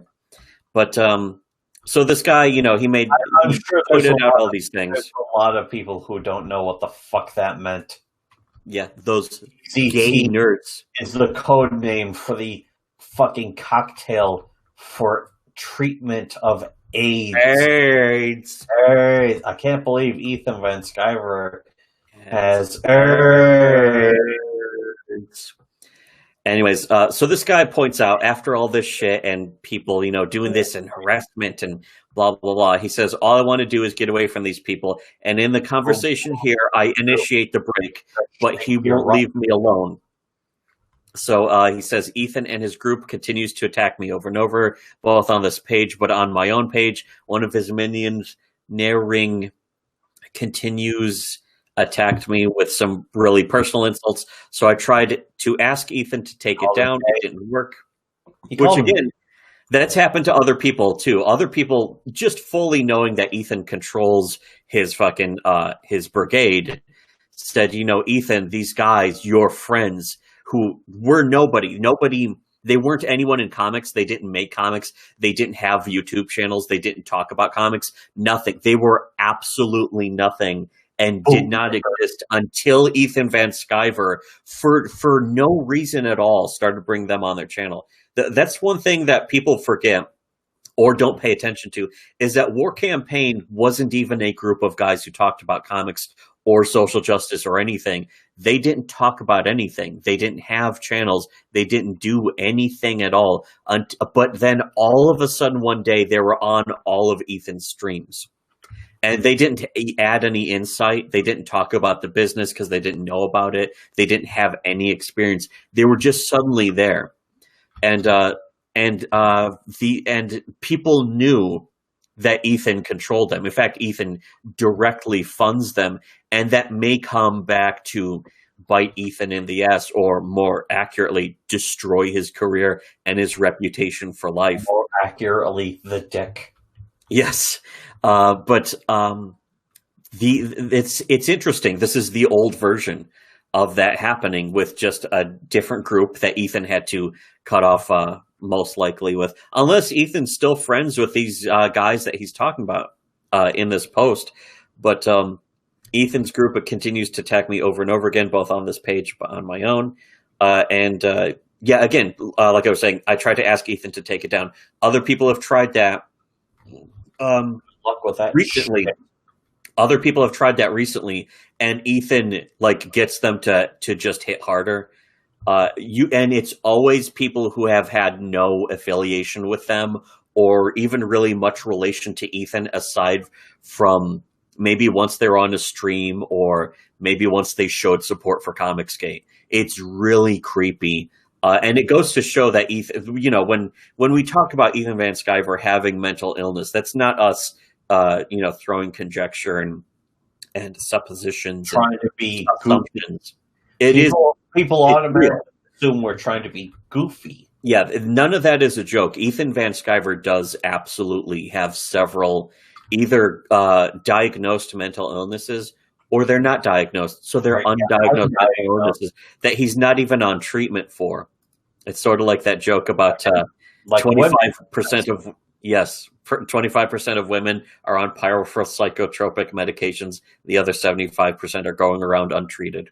Ethan Van Sciver might be one of those 75%. That is a joke. This is real. Revolutionary trans creator of comics, Ethan Van Sciver, may be going around with untreated mental illnesses because they haven't been diagnosed yet. But through his behavior, in fact, this guy's very dramatic about it, but I thought this was funny. And again, Ethan did confirm that these are true, where Ethan snaps in private, because he always does this in private, and other people have seen him do this in Comicsgate, where he'll just fucking snap. You mean in DMs and stuff, which are shared occasionally? Yeah, because it's just a chat. It's just an IM chat. They're really no more private than AIM was private. There should be a share DM button. Yeah, there should just be a button that's like, here, I want to share this DM so other people can see it. But I mean, you could just hit the print screen or awesome screenshot. I actually recommend quite highly as a good screen capture program that'll let you crop and just save to your desktop, nice and easy, very convenient. But this guy's screen caps are so old, and yet again, I think it's always worth bringing up that Ethan confirmed these DMs are true. He admitted, yes, these were real DMs. He fully came out and accepted it. He just said, "Oh no, but this guy's just a crazy obsessed stalker fan." But again, there's all this evidence right here that Ethan admitted to of them being friends and interacting with each other constantly. He doesn't even deny it, and you have to realize how important that is when someone doesn't even deny something. If you ever seen the movie All the President's Men, you know the importance of this. Of a non-denial, if you will. Well, in this case, it's not even a non-denial denial. It's just acceptance. It's admittance. Anyways, so this guy says he tried to ask Ethan to take down, to get his hug box under control, and Ethan refused because, of course, he wants to have that. In order to maintain the plausible deniability, you have to act like you don't have control over the guys that you're definitely confirmed and that everyone knows. That you've been on screen with chanting the name of their group and movement. And vice versa. And they, again, when they have no business being there, especially when they do tribunals. They have no business doing tribunals, but they'll do a tribunal on a guy, basically pull him into a stream and yell at him because Ethan doesn't like him anymore. And they've done that to several people in Comicsgate who now, have left Comicsgate. They're like, you know what, fuck this, fuck Comicsgate, fuck Ethan. Ethan runs a doxing brigade. I don't need this shit. I don't need to be associated with this. It's not even going to be good for my career. And then Ethan's like, oh, that guy was obsessed all this time. Mm-hmm. Yeah, very fruity, very effeminate. You have to add in the fucking gay faggot noise. Oh, yeah, you mean Ethan? After Ethan says that, he goes, because he's a gay little queer. He's a gay bitch. He's a below average looking manlet, if I might coin a phrase from Elliot Rodger. But, did he say that? Well, Elliot Rodger said that people said it about him. Did he ever use the word manlet? Yeah, he said there's the Elliot Rodger post of yeah. He was on the bodybuilding forum, so yeah, he would. Manlet. Thing is, Elliot Rodger's definitely more handsome. You should have used the word manlet in My Twisted World. I don't think you did. Good point. I wish. I'm sure we all wish at this point. I'll admit this. I've never read all of My Twisted World. I've read bits. It's a little too twisted. I've read bits and pieces of it. Not every single bit of it. No. Just maybe about 10% of it. A skosh, if you will. A skosh. My point is that he is still definitely more valid of an opinion maker and speaker. Yes. Than anyone. Yeah, he's going to have more of a positive impact on comics than Ethan or fucking anyone in comics. On the fucking whole human race. And he wasn't even related to comics. Elliot Rodger had nothing to do with comics. I didn't even read comics. Like, he killed almost as many men as he did women. What the fuck is he doing? Yeah, I know. Yeah, to be honest, I condemn Elliot Rodger for killing way too many men. Yes. Anyways, the thing with that was that he went to the sorority, right? And like they locked the doors. The building with all the hot girls, they keep the doors locked, and he wasn't planning on this, and that's why. He was completely. So he just went back to his own room and killed the dudes inside. His master plan confounded by a door lock. The big building that's known to have all the hot girls sleeping in it keeps their doors locked. What are the chances? How's that? A beta might show up, and guess what? After he did shooting, how many fucking women were like, "Oh man, I'd fuck him." All of them. Smash pass or don't pull out, and then fucking women are like, "Don't pull out." Who's this hunky guy? He's got a lot of money. What are you doing? You hear What He the should have. fuck He is should that? have just let himself get arrested and then had his Jew dad get him off. Okay, that was some kind of Japanese buzzing sound. Yeah, why is Japanese buzzing sounds coming from your microphone? All right, let me just turn it off. That's your heater. Oh, wow, it clicked right off, didn't it? Gee, that was loud as fuck. But it's also a 1,000 megabit fucking processing speed. I think that might have been an alt-right dog whistle, to be honest. That's how dog whistles Is sound. it fixed now? Yeah, it's been off when you said you were it's turning got a it. bad wire. It's got a bad wire. Was that some Anyway. kind of spinning coil? Let me know if it happens again. I'll All keep a right. look at it. Is Okay, it what? I need Yeah, to know. I'm more curious about this than anything in fucking. I mean, fucking comics are gay as shit. I want to know what the fuck that buzzing noise was. That's fascinating. A wire in the microphone. That was. Was it What did you do? Rip it out? What the fuck was it? It's so cold during the winter that It's a cheap microphone. It's a wire in the microphone that causes it. Oh, you have a It's cheap inside the microphone internally. Yeah. Your microphone sounds better than our fucking $50 snowballs. Yeah, you're That's fucking embarrassing. better than But it's got a loose wire, and sometimes it will buzz. Okay, fucking well, loose wire. this A loose wire that don't give me that belt check. occasionally not as good as ours. Yeah. Anyways, so this guy says he tried to ask Ethan to take it down. Didn't work. Since that didn't work, I made a status. That didn't work. on Oh page. no! What happened? Oh, did he no. have a loose wire? He had a loose wire in his fucking communication with Ethan. Maybe that's what happened. This is one of my favorite parts, though, because this is just, again, as Ethan confirmed these are real, this is like hilariously gay. I made a post on my own page about how Ethan and his goons are attacking me and adding my friends to their friends list to gather information and harass us all. And again, this isn't just an accusation. This is stuff that Ethan's been seen to do with other people even recently. But, I mean, this guy, shows a lot of proofs of this other shit. So this isn't without any corroborating evidence. But he says, with his own name on the line, you'll notice he is in complete control of what Naring and others post about me. And the exchange ends with him threatening to choke me, which is in all caps, and bold, very dramatic. Have you seen the movie Fanatic?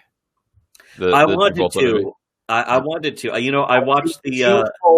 Two full reviews of that so far. Yeah. So you've seen the scene where he's choking a guy, right? He's like, I want your head to fall off and for it to roll into the street and for everybody to watch it. I think that's what Ethan Van Sciver devolved into. Very similar, but because here's the thing about Ethan Van Sciver, he was a comic book fan too. Pretty much every artist and writer who ever worked for DC for the past 40 years was a comic book fan. And there's basically two exceptions. One of them is Alan Moore, and the other one is Frank Miller. And they're still basically, they're comic book enjoyers, but they're not fans. And there's a big difference between a fan and someone who just likes to read comics. They're also A fan is an effeminate faggot. It's short for fanatic, like the classic, wonderful, delightful, classic celluloid work of art by great new director Fred Durst from Limp Bizkit. The movie, though, The Fanatic, is about a fan. And just like Ethan Van Sciver is a fan of comics, every fan is a weak person, down to their very core, and they always will be. I haven't seen that movie yet. I would say it's underrated. Yes, already. I haven't seen it. I already know it's underrated. But anyways, so what happens is Alfie here, Alfie from the hot butt smithy comic Alfie, says Naring is all over the page and all of you talk, get it taken down. And then so Ethan Van Sciver says someone is now having a very bad day, as if like, I gave him a talking to. Don't worry. I apologize, Alfie. I know who did it. It's gone. I should have done that to begin with. So here's Ethan fully admitting that he controls these guys. And he'll go back and forth constantly being like, hey, I don't know these guys. They're not related to me. And then when he can get in trouble over it, that's the most important thing. When he can get in trouble with it, he will admit in private that he does have control over it. And he says, I should have done that thing to begin with. I wasn't thinking carefully. But then Ethan yells in all caps, now take down that message. Thanks for blaming me. And then Alfie, having gotten Ethan to corral his spurgs, says, okay, I'll take it down. And now Ethan's turning and is like, I'm super pissed. I feel like choking you. That's pretty alpha. Yeah, that's definitely alpha bro behavior, Ethan. You're definitely not a giant, squealing little faggot. I think I did actually a very good impersonation of Ethan Van Sciver's screechy little faggot voice. Sigma, that's it. He's so alpha, he's Sigma. Anyways, Sigma plus, Sigma minus from fucking 293 days Mega to Man sleep. X. Sigma at triple S plus rank. It's not Mega Man or Street Fighter. Kingdom Hearts is really taking the reins with the creative titles. I wouldn't know that. I would never know those games are getting shit. What the fuck are you talking about? What the fuck are you You don't bring up Kingdom Hearts in this stream? Kingdom Hearts 358 divided by 2 days is apparently a title. Yeah. I've heard it. What? I've heard of My Little Pony Friendship is Magic 2. I don't give a shit. Birth by Sleep and 358 divided by 2 days is I've heard of Spider-Man 2. I know that's gay. I was trying to think, what was this, a reference to a Resident Evil? Oh, is that a Resident Evil thing? Yeah, it's pretty cool. Resident Evil. Right? Hey, did you see the trailer for Resident Evil 3 remake? It looks like it could be nice. That's much more important than this gay shit. These gay catty faggots. Anyways, though, here's more faggoty screeching from Ethan Van Sciver, the beta soy boy, to top them all. Except he can't really top anything. He's a total bottom bitch. Okay. Not even a power bottom. He's not even a sloppy power bottom. He's just a bottom bitch. He's a weak bottom.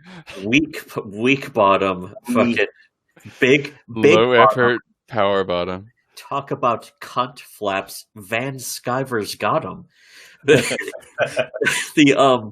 So the guy says, all I want is for him and his creeps to stop, but he won't leave me alone. So there's Ethan, it just is trying to berate the guy and saying, I see you weren't ever my friend, were you? I was a famous person to you. You were a fan. The fact that you couldn't take a joke or deal with guys ribbing you. Again, Ethan's always trying to act like, hey, you shouldn't be fucking did.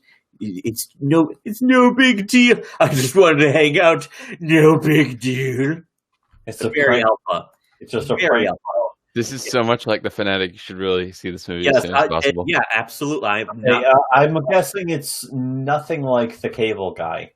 No, not enough like The Cable. Well, no, fucking Ethan, I'm sure, is very much like the Cable Guy in The Cable Guy. But anyways, no, that's still too cool, too interesting. It's very sad, but thinking that you were one of my friends was my mistake. You can hear Ethan crying like a little girl as he types that. But Alfie's like, not true, but whatever. See, this thing, Ethan is basically lying in person. Like in private, Ethan's still lying. And this guy is like, hey, you're lying to me. You are telling me a falsehood. Lying? When you said that. And again, who does that is women with mental illnesses. Is they do what Ethan does, is lie about something that he already knows is untrue. And he's been caught. This is not the only time this has happened. He's been caught on this many, many times. Again, it's why people have left Comicsgate. Comicsgate, if you're asking why have people left, it's because the guy you're the biggest fan of is mentally ill and having giant meltdowns with people in person where he cannot stop lying. He's incapable of not lying.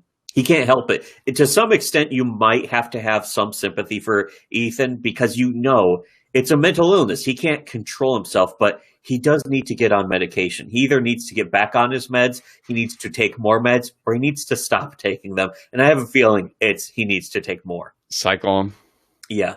He needs to rapidly cycle until there's no cycling. But he's like, ooh, seems to be true. And keep my creeps off you. You're insane. I want your apology. Again, very Ethan Van Scivery, I by await which I mean your apology. I say that in the same way I would say faggoty. It's very Ethan Van Scivery to demand apologies. Only a beta male ever asks for an apology. No From real man would Alfalfa. ever say that they want an This apology. is old Little material. Ahoagie kid with the baseball mitt and the dog, and you're What is a hoagie? I still don't know. I thought that's like, is that like a hegao? A hair antenna, isn't it? Oh, that's what a hoagie. Oh, a hoagie. yeah, right. A hoagie That's is a hoagie is a lunch you can get at Subway. What the- Oh, well, that's A definitely hoagie more important sandwich. than whatever it's. A hoagie sandwich. You know what? The stream's over. Stream's ruined.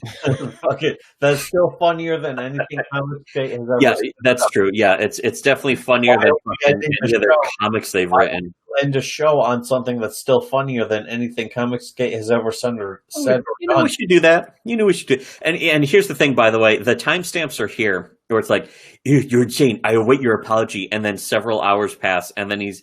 Oh, he Several waited. hours pass. He can wait 2 hours. Yeah, he waited. That is the limit of his not several mental hours, endurance. from 1:30 same day, from 1:30 p.m. to 4:30 p.m. After That's I the await your absolute apology. limit He of said, his willpower. yes, that was the limit of his willpower. He, without a response, he says, seriously, I'm sorry. He's waiting for an apology, but then he apologizes. How many diapers did he fill? Yes, that's what he was doing over the past 3 hours, was filling diaper after diaper.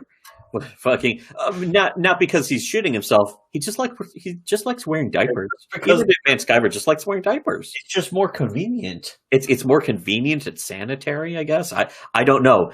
I You'd have to definitely ask think it's Ethan Van sanitary. Sciver. I don't think that's true. You'll I have don't to think it's ask more him. sanitary. Fucking rubbing your own shit and piss against your body. No. Until he gets just shitting corn chunks into his diaper until he gets toxic shock syndrome. Ethan Van Sciver's way into that. Wow, that's gross. I disapprove. Yeah, I personally disapprove. I'm a poor person. Style. I'm You should have pre-ordered more foils so that he could have afforded to buy more diapers and change them more regularly. Let's see if I can. Let's All see your if I can fault for not a bit more of this. buying the Cyberfrog foils. zoom in on this bullshit. This is fuck it, whatever. This is Fuck it. Fuck Fuck it. Fuck it. We'll do it live. We'll do it like Anyway, so yeah, after demanding an apology, hours pass with nothing, and he's like, "Seriously, I'm sorry for all this. Can't we just be friends again, Alfred? Can I call you up again?" And Ethan admitted these are fucking real, and he's behaving like a total jilted quine. But Alfred says, I'd rather just cut off contact, which again, I've seen from I've known guys who broke up with girls who just couldn't handle it. I've broken up with a couple girls who just couldn't handle it. And I'm like, hey, I'm done with this. I'm out. I don't want to talk to you anymore. And I've actually had girls be like, hey, can't we just talk? Is it okay if we just talk? And I'm like, no. It's like the fucking girl on Facebook. Oh my! Like, all you do is fucking post about your stupid internet coins. Oh yeah, that's one of the best things is like, all you care about is your stupid internet coins, and then like 6 years later, after Bitcoin blows up, she's like, hey, what's going on? Hey, what's up? Hey there. You go, what kind of girl is that? Little sleazy. Anyways, so Alfie is actually being I won't say it's alpha, but it's certainly more masculine than Ethan is behaving in this exchange here. Is I'd rather just cut off contact, and Ethan can't fucking handle it. He's like, yeah, I know, but can we be bigger than that? And he's like, Oh my god! no Cutting off contact is definitely the correct and right and big thing to do in this situation. it is masculine. It's objectively masculine, Alpha, which is something that Ethan Van Sciver would. That is the pound up biggest on. thing you could do in this situation. Yeah, can we be bigger than that? That We like is a the hot big ball of gas. choice. But Alfie says, if there's no contact, there's no further damage to be done. Let's call it a day. And Ethan says, why must damage be done? Like, he doesn't even understand. He becomes a little girl who just can't even understand, like, the level of It sounds like a discourse. Depeche Mode lyric. Yeah, Really? Why must damage be done? because it's gay or fucking. Fucking the new Depeche Mode album. It sucks. You know the new Happy Mondays album. I don't know if Nah, there is one, but if there is, it sucks. You know how I know? I can say this because I know because I'm a Doors fan. But it turns out there is an actual band called Happy Mondays. There is. Oh, so that it was a real band. That wasn't just a joke band that he made up for that skit. That's pretty interesting. More interesting than Ethan Van Exactly when I first heard that skit. It's like, no way is there an actual band called Happy Mondays. Make that up to make Monday sound worse. That could be a good band. We don't know. Let's not judge. Let's not be. Us. We don't like to be judgmental. Anyways, yeah. Why must damage be done? And he just says, if we stop speaking it won't. Thanks. Please stop contacting me. Just being that's how you can tell this is extremely real, is when a guy gets terse, there's something romantic. A romantic history has ensued when a guy is just done with it and gets incredibly terse. Maybe not romantic on Alfie's side here, though. I think it was all one way. Ethan Van Sciver was in love. And he just couldn't let go. He didn't know how to quit Alfie. When you drink piss. Well, yeah, why is it one way? Sciver, why are you drinking piss? Why are you shitting your diaper? I don't know why you do any of these things, Ethan Van Sciver, but you do. Anyways, so Ethan tries to pull again. You notice how he acts like a big faggot, and then gets caught being a faggot, and then he tries to do the fake, oh no, I'm the bigger man actually. So he's like, done, night. And trying to act like, yes. Slide it under the carpet. He's done that so many times where he's like. It's like when they say the lawyer's all yours and then slam the phone down. Yes. And then but Ethan's going to pick that phone back up and say, I want to choke you in front desk. My team. Just so much air rushing into the receiver of the phone. Yes. Crushing that phone like you crush puss. Yes, which is to say not at all. But that's like a Radio for Two fucking reference right there that we were just doing, and I don't know why. That is. I don't know why we do that. We do that because it's funny to us. Yeah, it's funny to us, and that's really all that's important. Too genius. Yes, too good. What is this powered by Weebly? Is powered by Weebly showing up on your end? Yeah, it's fucking.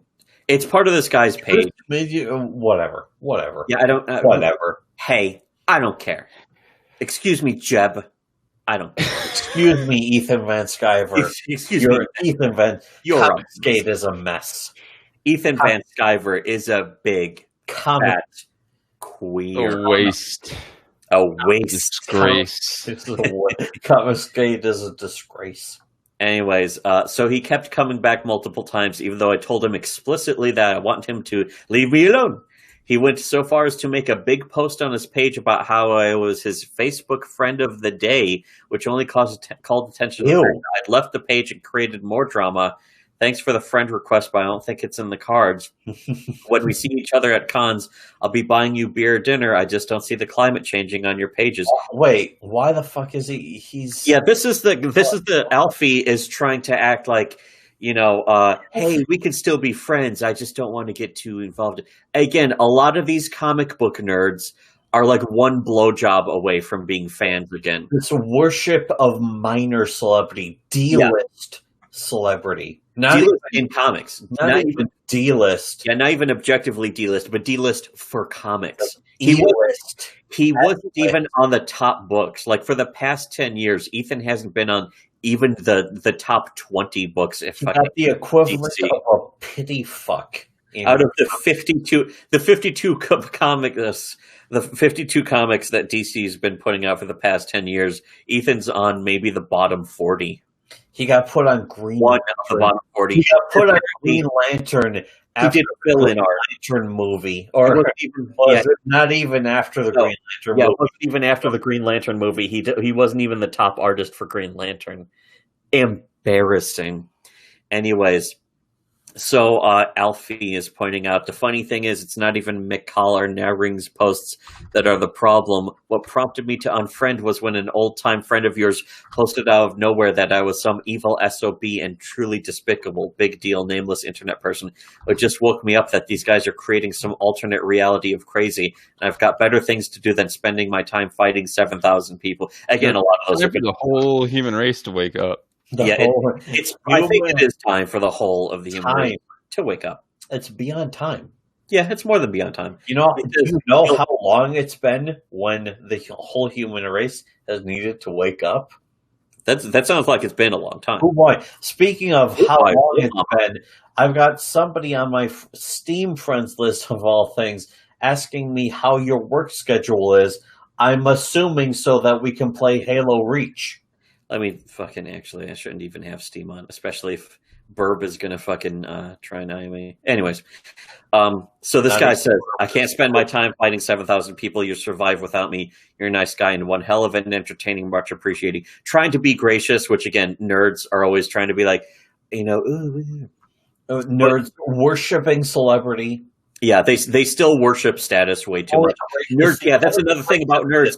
Nerds inherently worship status to the only grace they actually show, not to people who are nice to them, but people who they perceive. But when a nerd, more importantly, when a nerd gets famous, if you don't worship their status, they resent it for the rest of their life. They become like irrationally angry when a nerd has status that isn't worshipped by even a nobody. When a complete nobody is like, I don't care who you are. I don't fucking give a shit about your comics career. You're a comic artist, so I don't give a shit. Your posting career? Yeah, when a fucking nerd fucking has that happen to them, they can't fucking handle it. But anyway, as Ethan's going to have some more weird meltdowns, but this is one of the funniest parts, actually.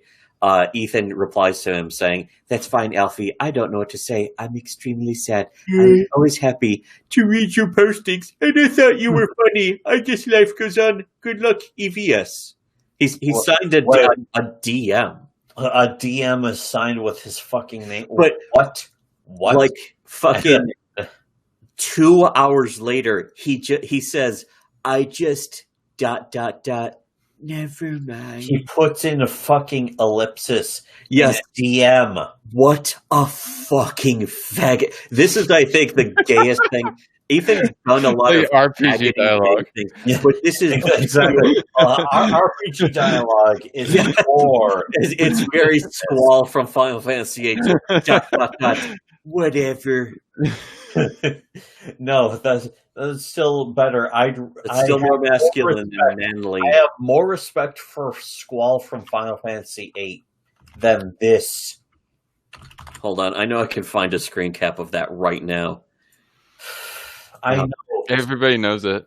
This is actually a fucking terrible screen cap of fucking copy of address. Oh, this is actually worse. Fucking, this is, wait, hold on. I have to open both of these fucking.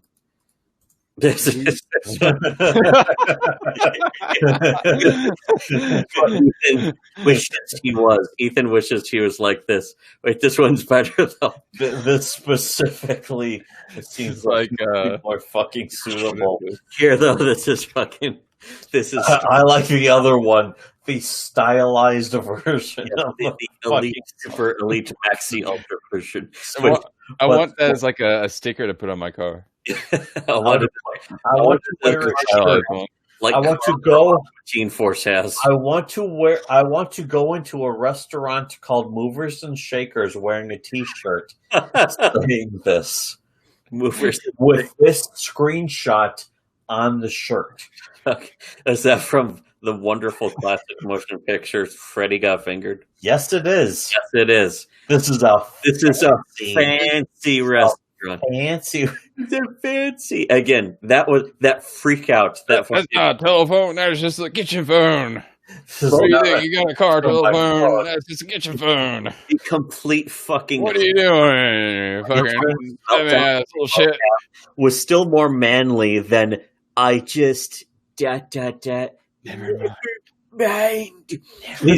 He fucking goes to his date and is like, And now I need to you got a Alfie should have just left it. But this is the thing. Again, no, here's what Alfie should the have correct and right and biggest possible response to that. Yeah, girls will always leave a hook where if they're really feeling jilted and wronged, they'll do this. I was just, Here's what Alfie should have responded with is, you got a problem with my legs? What? Okay, what is that? No, you got a problem with your legs. That, or you're just lazy. Yeah, you're just lazy. This retard slut whore. I am not retarded. Oh, God. I thought you were jumping movies. No, you were not on the same movie, the exact same scene. I've remembered slightly more from that scene. Can't get off the fancy restaurant scene. Yeah. The fancy. This is a guy.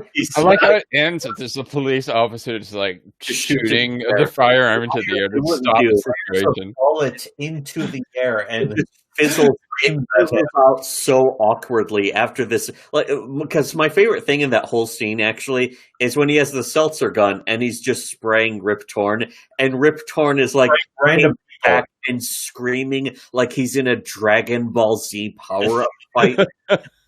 Everyone, he's spraying it at a bunch of random people. Yes, including Rip Torn, but Rip Torn handles it the worst. He acts like he just Tom Green just goes so nuts. He gets a 2-star rating. Immediately, what happens in that scene? Cannot break this by. Yes. You cannot escape the cops about just sitting in an alley for 30 seconds. He immediately has detained and brought to the police station. The police girlfriend gets him out of the police station. A woman cop who shows up to fire a bullet into the ceiling. You know what always really bothered me about that, though, was you can see the slide doesn't come back. It's such a prop gun that you can tell it's just fake. It's probably a fucking one of those. It's just a fake movie gun. Adobe After Effects or whatever. No, there are some prop guns that just the slides don't even work. I got pissed. There's the really cheap ones.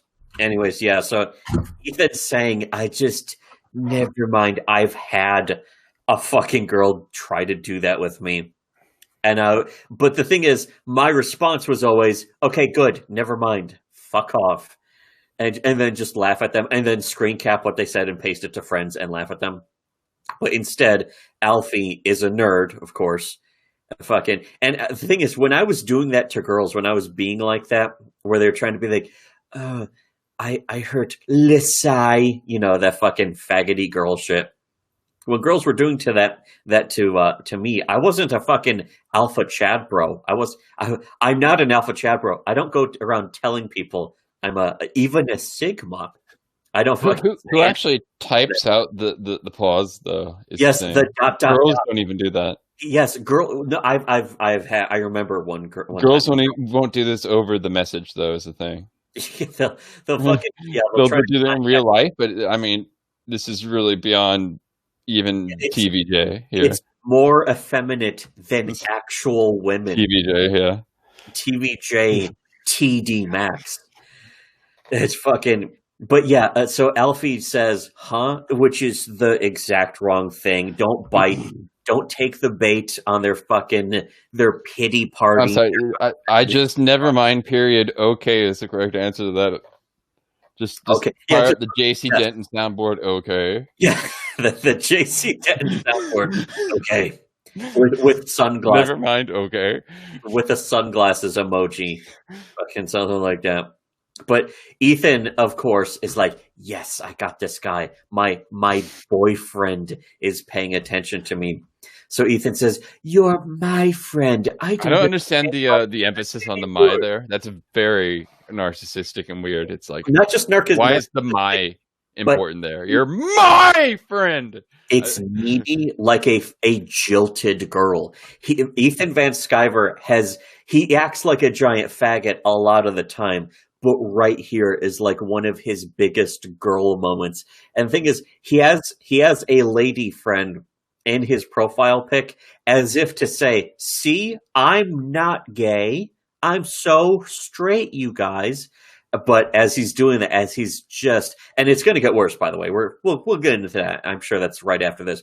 But Alfie is explaining because every posting I dip into about to go off the deep end.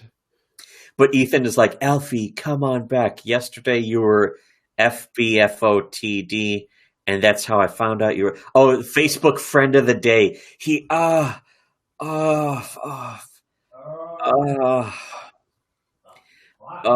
Fuck. Okay, that took a lot out of me. I'm sorry.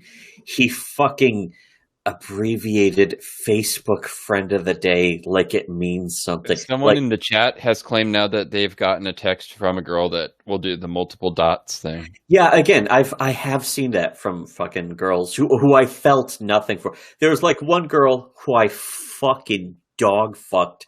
Not very well though. But I mean, that's an old story. I know that you know about that. We're not going to get into that.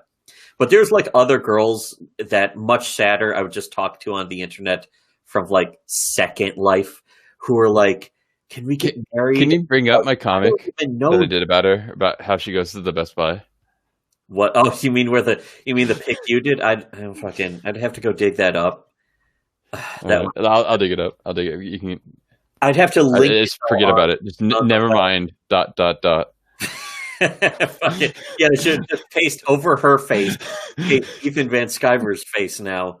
It's fucking. I think she took me dumping her better than Ethan Van Sciver's taking this guy dumping him.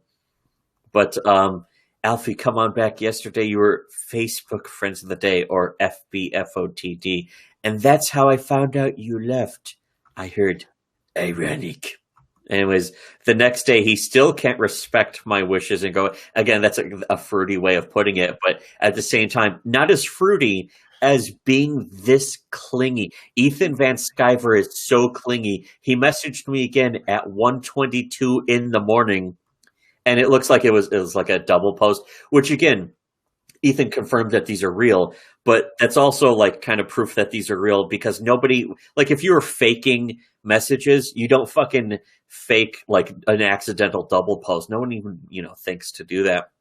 But here's what Ethan says is, so what, Alfie? So what? I love you, dude. You know that. You and I can't be pals again? I can't believe it. He says, I love you, dude. There's definitely something deeper going on here with Ethan. I don't know what it is. You know me. I don't like to speculate. Ethan Van Sciver is a homosexual, of course. Hey, I found that comic I did. I put it in Comicsgate drama. Oh boy. Oh boy. Oh boy. Yeah, well, I can just... Wait, no. Oh, yeah, okay. I was going to say there's tits in this, but no, there isn't. I uploaded it. It's family friendly. This is the prototype Zoe Quinn. Yeah, this was Zoe Quinn before Zoe Quinn. Fucking... Because this actually happened. I can actually walk you through it, the joke, the punchline. All right, so it's Zoe Quinn and these guys on the internet, like Ethan, they've never had sex before, right? All these dudes on the internet, but now they have computers, and like these girls are on computers now. So they want these five guys. 5 guys, burgers and fries. More than 5 guys. He says we're all gonna get laid. Including, you notice behind the lawnmower man is trapped in cyberspace with him. Oh, wait, yeah, I never noticed the lawnmower man in the back or the behind you. Everybody were going to get laid. That's really hard to spot. It's not very obvious. Isn't it? You should have put it a little. This is pre-Gamergate. This comic. This little thing. I should have put like the year on this. I should have signed it with the year. This is really impressive. Also, this was 2005 because it was 10 years before Gamergate. By the way, I've told somebody that she was like a 9, and they were pissed off that I even they didn't see a picture of her, but I was like, yeah, I was telling somebody the story about this, a MGTOW guy. I was telling the story, and it's like she was like a 9, at least to me, because she had a big ace, and she had pink nipples and all this stuff, blurred out, of course. But he was so pissed off immediately. It was like, no, she wasn't a 9. And it's like, you haven't even seen a picture. I got pictures. You want to see them? He was just like weirdly bitter. I guess he was still going through the red pill rage. But I mean, come on, is she not at least a little mildly attractive, especially when she's got her tits out? This whore. I think apparently she's a lawyer now, though, so she's really turned her life around. But yeah, that was the thing is, didn't somebody buy her a new computer? Just straight up, they fucking like because she was like, "Hey, I need a computer," and somebody just straight up went and bought her one because they wanted to fuck her. And this was after the whole meltdown. And so she didn't actually slide into the Best Buy on her ass? No, with her legs open, with her legs open like Bugs fucking Bunny. No, that actually did it for her. Somebody did it for her. But yeah, that's what you base this comic on. That you did was somebody bought her a fucking computer hoping to get fucked and knowing that it would work. Because she was doing that sort of thing regularly. Not only that guy, but everybody else, all the other 5 guys. In a row. Like she took a trip from my place to New York to fucking to Washington D.C. I think, and she basically fucked several people on the way there. Anyways, you gotta hand it to her for managing this before Tinder. I mean, you have to do a lot of the logistical work yourself. Live journal, Tinder. Doing it before Tinder. It's like, holy shit, that's impressive. Jive Lurnal, because it sucks. You bother me. Am I getting ahead of this? Because I already want to fucking. I already want to fucking sneak into his house and stab him. How about that? How about that 5-minute long Hideo Kojima-esque detour tangent to this thread we're trying to do here? Yeah, all of a sudden. Well, I mean, except better than Hideo Kojima, he wouldn't have a point. We did. We had a funny story to tell just there. This would still be, this thread itself here would be worse than Hideo Kojima. Yes.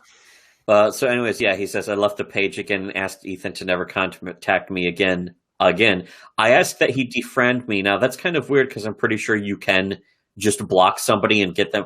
But I think here's one thing about Ethan is if you did block him, he would be like, the guy blocked me. You know, he does that all the time. Even if he's trying to slide into your DMs to fucking give you a hand job, which he does pretty often with guys on Craigslist. From what I hear and from what Ethan had a giant meltdown about when somebody even brought up the accusations. Anyways, this guy says, I asked he not contact anyone in my immediate family or circle. I have a podcast of you fixated on me. And somebody brought up those podcast episodes where Ethan was just like spurting out about this guy for hours. So it goes to show Ethan's had a history of hours. I mean, every fucking stream he does is 5 hours long. And when Comicsgate found out about Ethan doing this kind of stuff, they were like, oh yeah, Ethan's great. It's Uncle Ethan.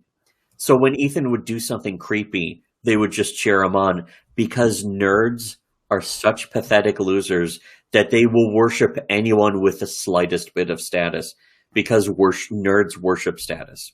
I saw that personally when we fucking started with Comicsgate.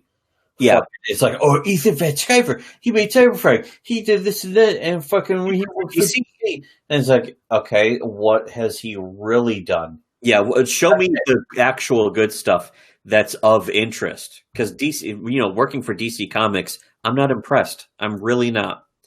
Fucking even the Alfie comic that I was looking at the beginning, that's impressive. That looks fucking good, and that's a free comic that anyone can just go read. You could just go Google buttsmithy.com Alfie or Alfie comic. I think was great. The art is great, even though he draws his women with a bunch of body hair. Or she, I'm pretty sure the artist for Alfie is actually a female.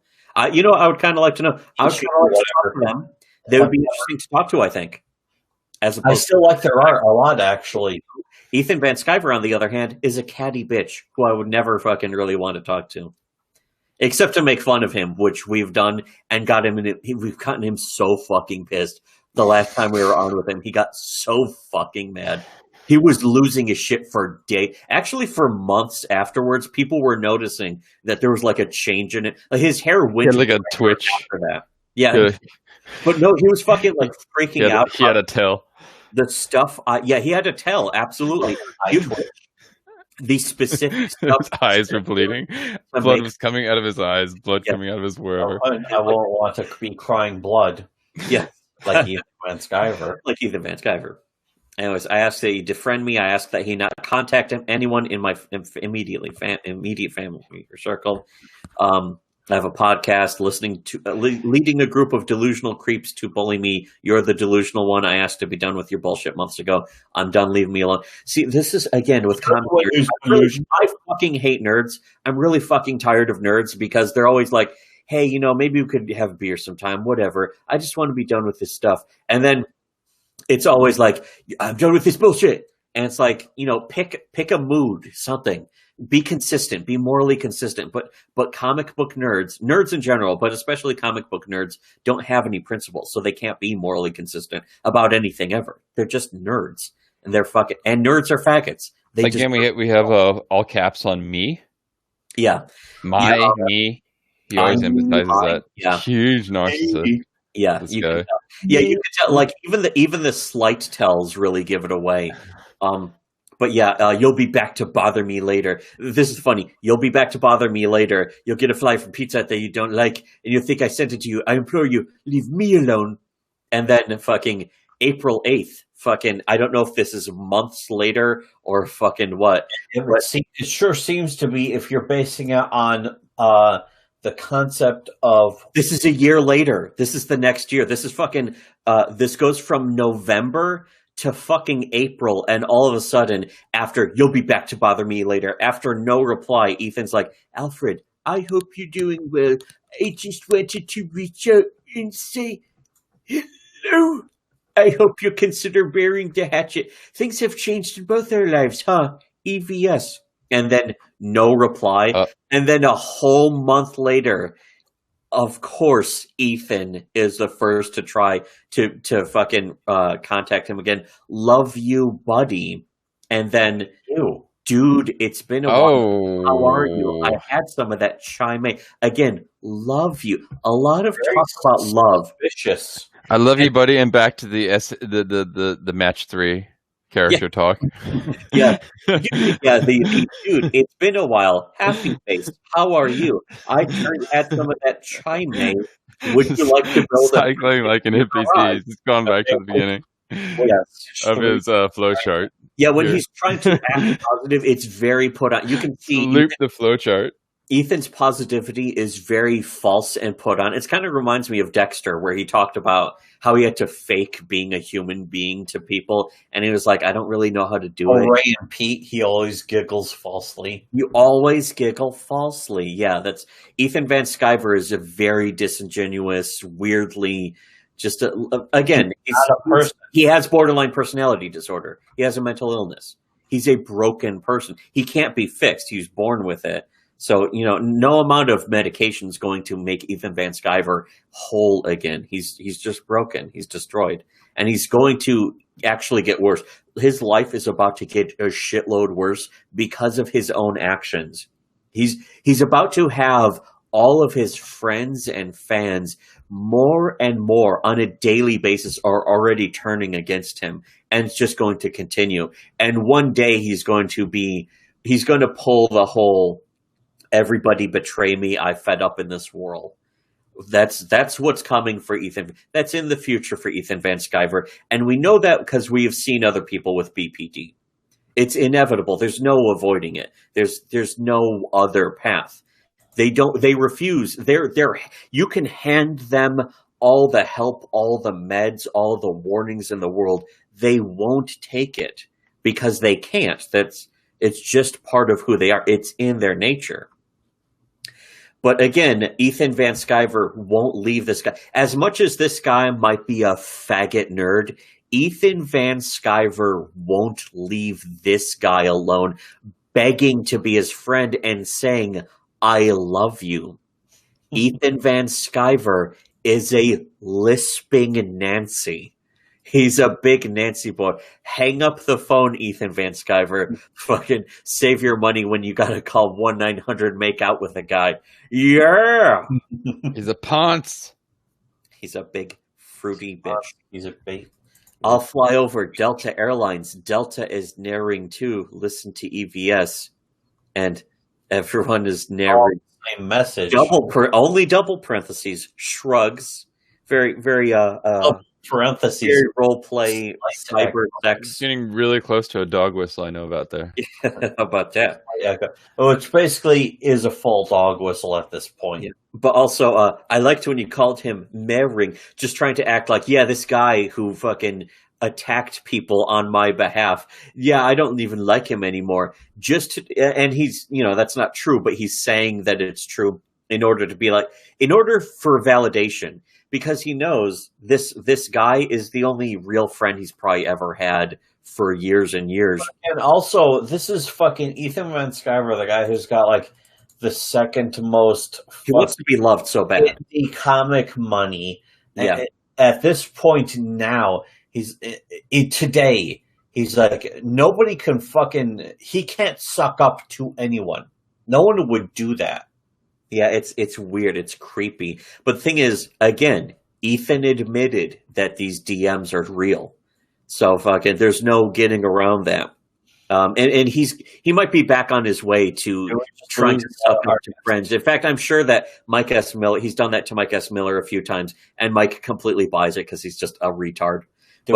Yes, hold on. But this guy also is fucking. Hold on a second. No, yeah. Where it was the fucking. It's just the two of us now. What happened? Crate not here. Crate cat. Add to stream. Did you crash out or something?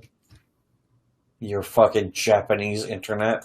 Your glorious Japanese internet. Yeah, Crate. I have no idea what that happened. I don't know. I think I've seen that before from. I'm out of the game and I saw your icon disappear. I didn't notice. I think that happened with K before. But anyways, whatever. The fucking internet. Do it live. We'll do it live.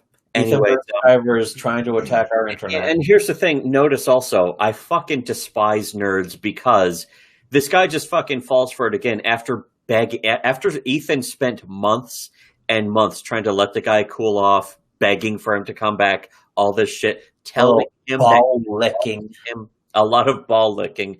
All of a sudden, Alfie's like on good terms with him again. And that's just fucking kind of tanks your credibility as far as not being a fucking bootlick or a fan. But I have also seen other people be like this. That's the thing about people with BPD is because they base their lives on trying to manipulate everyone around them compulsively in a way that they can't stop. At some point, they actually get relatively decent at it. So, they can't help at some point, someone's going to like encourage them again. If you beat the dog long enough, it eventually starts to fucking copy the behavior. Yeah.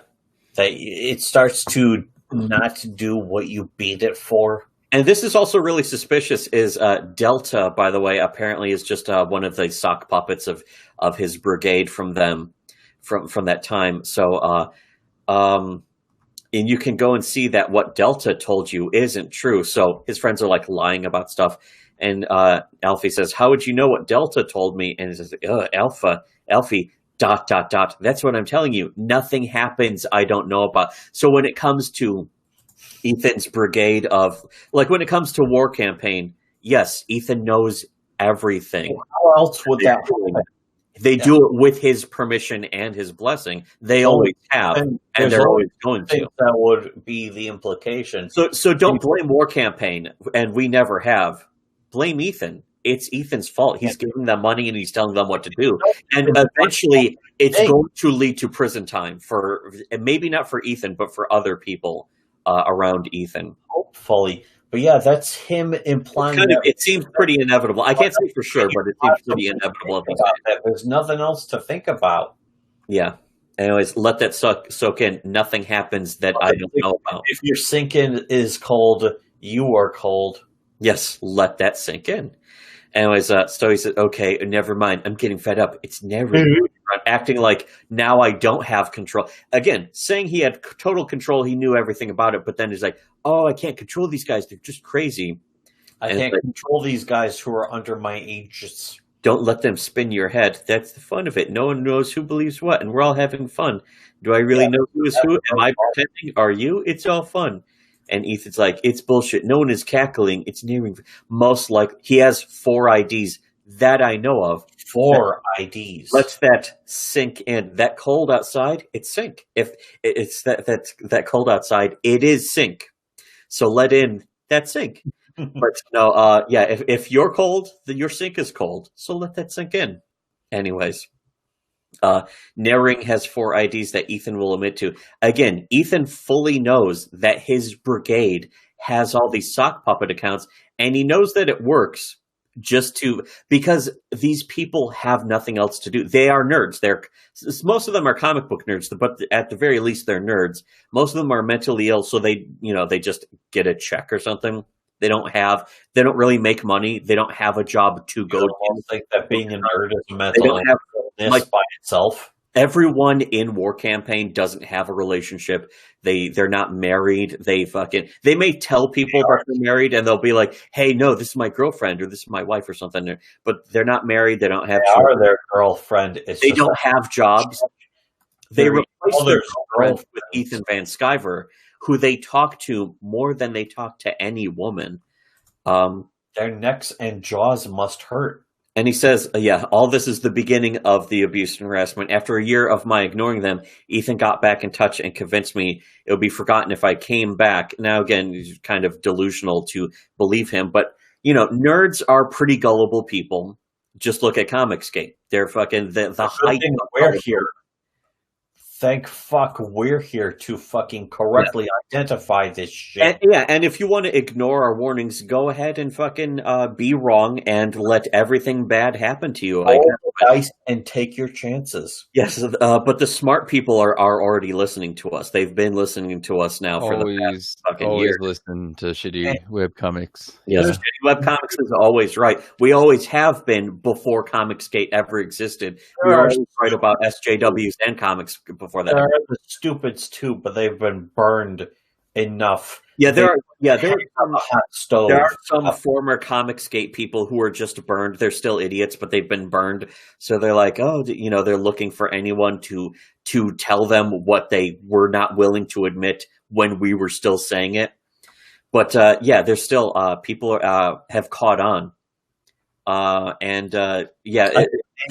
the thing about nerds is they tend to never catch on, so they easily get fucking. It's the most perfect grift because you can just keep suckering them back in. Just this guy admitted happened to him, and this was in 2015, and so all this shit happened. Important fucking thing to notice because people don't realize 2015 was 40 years ago. I can't believe that the entire cast of Saved by the Bell is now dead. But anyway, hold up, I got to duck out early. Sorry, guys. Thanks. Okay, right. Yeah. Next time, guys. We're wrapping this up too, so we'll see you next time. Thanks for coming on. All right, thanks. Yeah. Show's petering out. It's fizzling out. This is the last part. Going out this fucking vomit trail. This vomit roller coaster.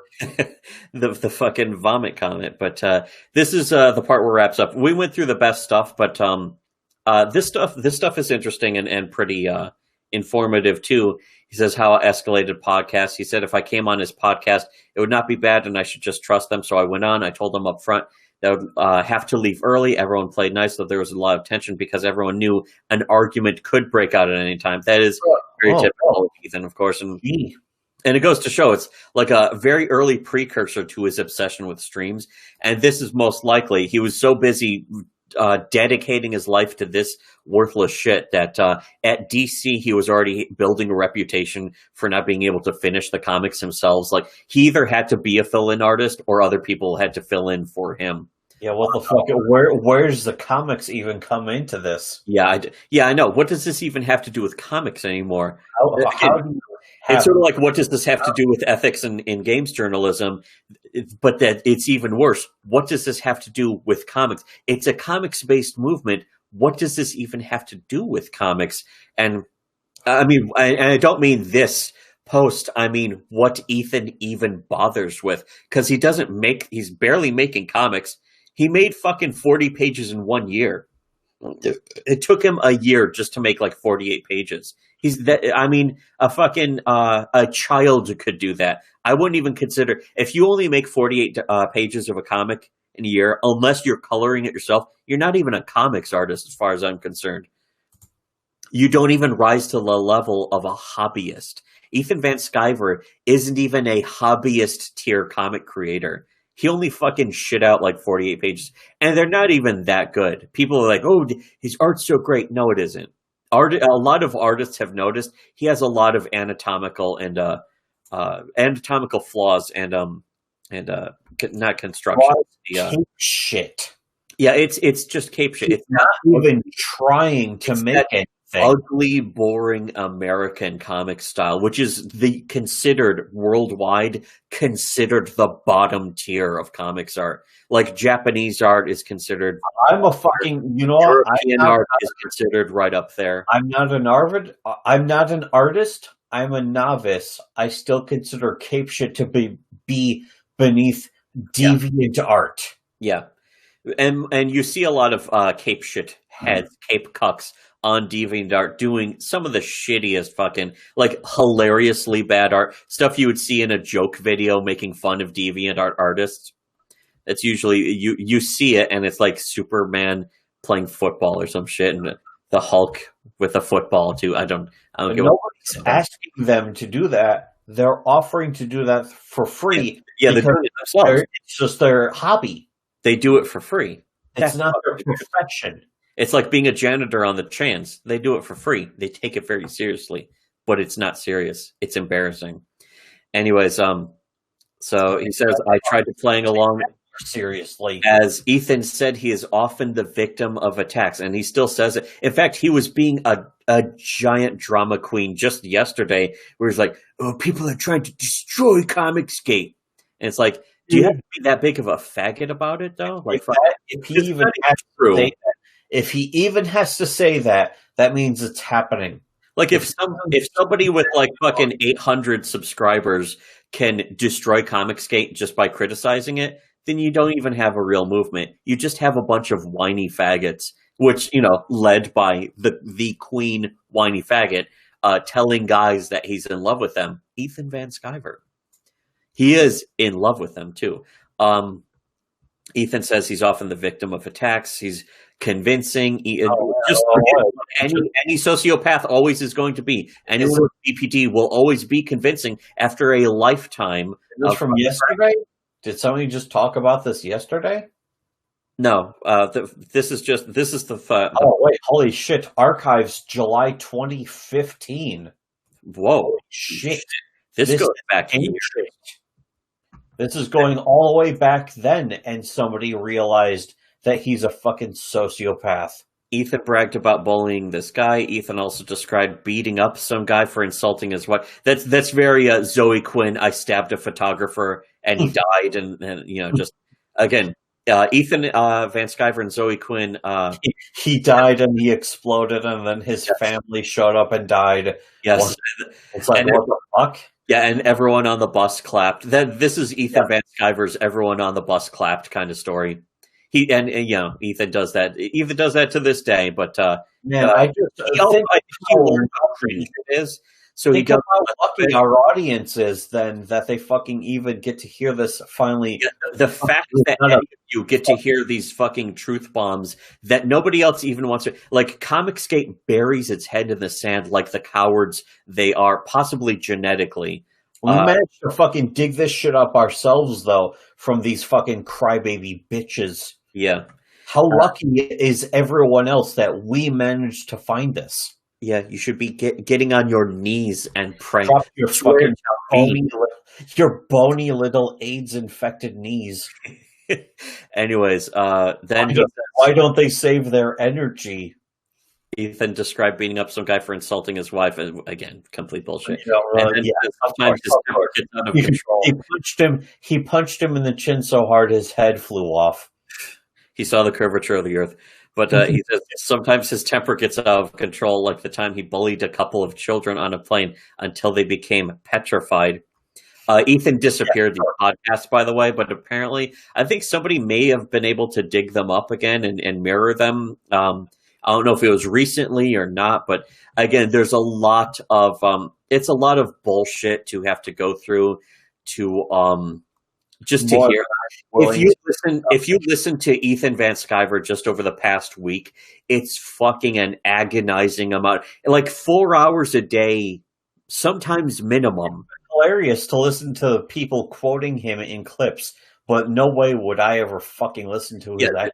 It's one of the great safeties of a sociopath. The great ways a sociopath protects themselves is just sheer attrition of bullshit you have to sift through. And it's like that mathematical formula that bullshit takes 10 times longer to debunk than it does to even say.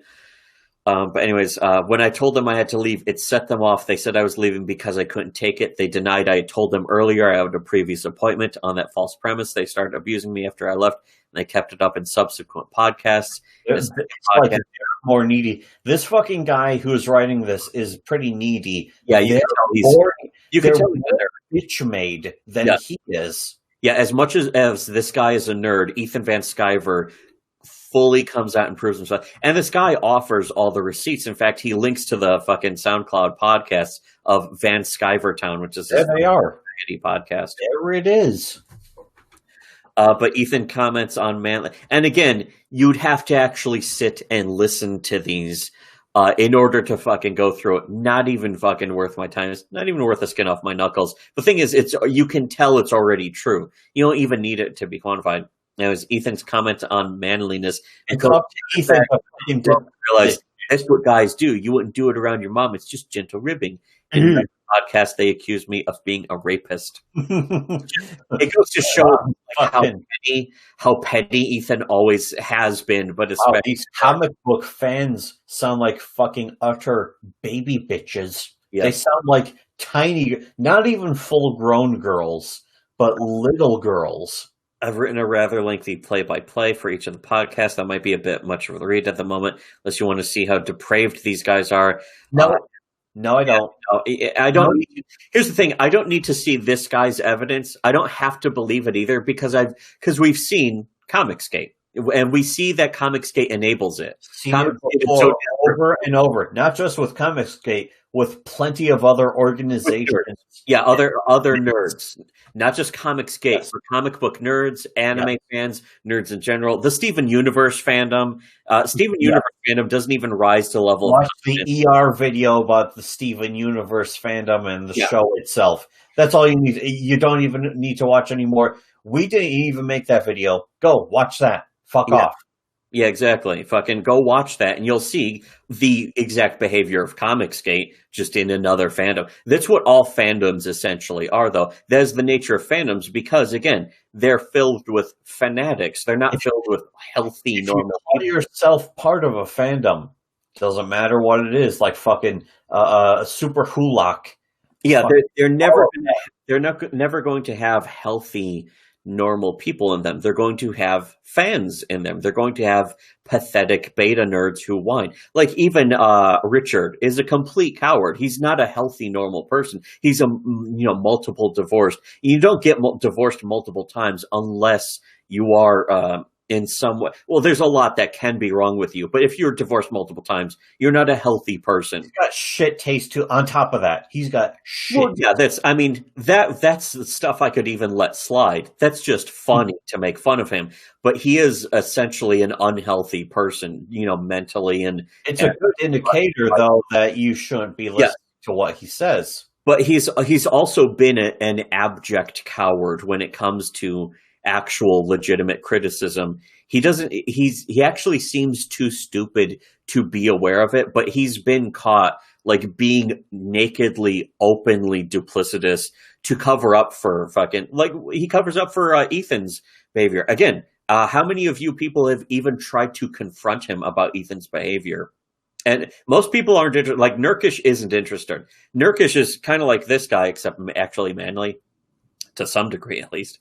But Nurkish is like, I just want to cut myself off from it. A lot of people who walked away from Comicsgate did it too. Nurkish did what he said he would do. Yes, yeah, that's the difference. Is that whenever they try to toady up our in fact, it's us lick back to Nurkish, Nurkish just blows them off. He doesn't come back to them. If anything, he gave us too much fucking attention. And apparently, Richard, by the way, is constantly trying to fucking lick his balls and like try and get Nurkish back.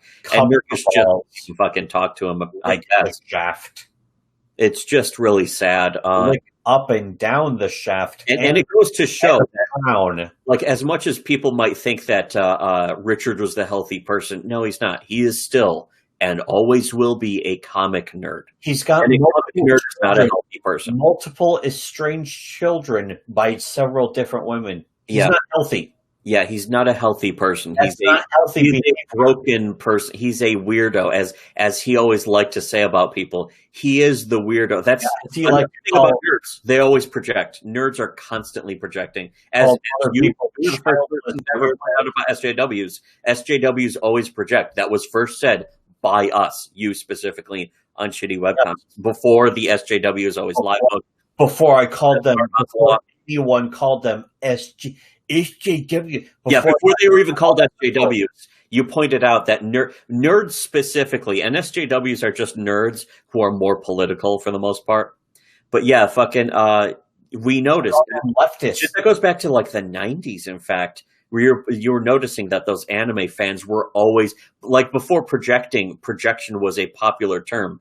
You're like, wow, these people always accuse others, especially us. When, like, we'll just criticize, we'll say, like, Akira wasn't even that good of a movie. It didn't have a story. It was just incomplete. It ends on a fucking dud that's, like, intentionally vague and art faggy. And then anime fans would be like, you're probably virgins living in your mom's basement. And it's like, we don't, but that makes it very suspicious that you bring that up. Because now it looks like we learned a little something about you that you didn't want us to know, because nerds basically always project when they're angry. When a nerd gets angry, they start projecting like a motherfucker. And it's done it. Richard has done it. SJWs do it. And again, who else has even pointed this out? Who has fucking aggregated this? Just us, because we're on the fucking next level of human. It's like, post a picture of yourself thread. Do you have a fucking camera where you can post a picture? And they do. And it's like, oh, these people are fucking repulsive, fatties. Ugly. Yeah, they're like weird looking people.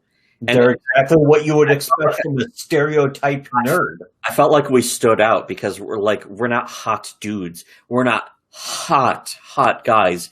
But it's like, I felt like a fucking... I compared myself to them. And it was like, wait, I'm normal.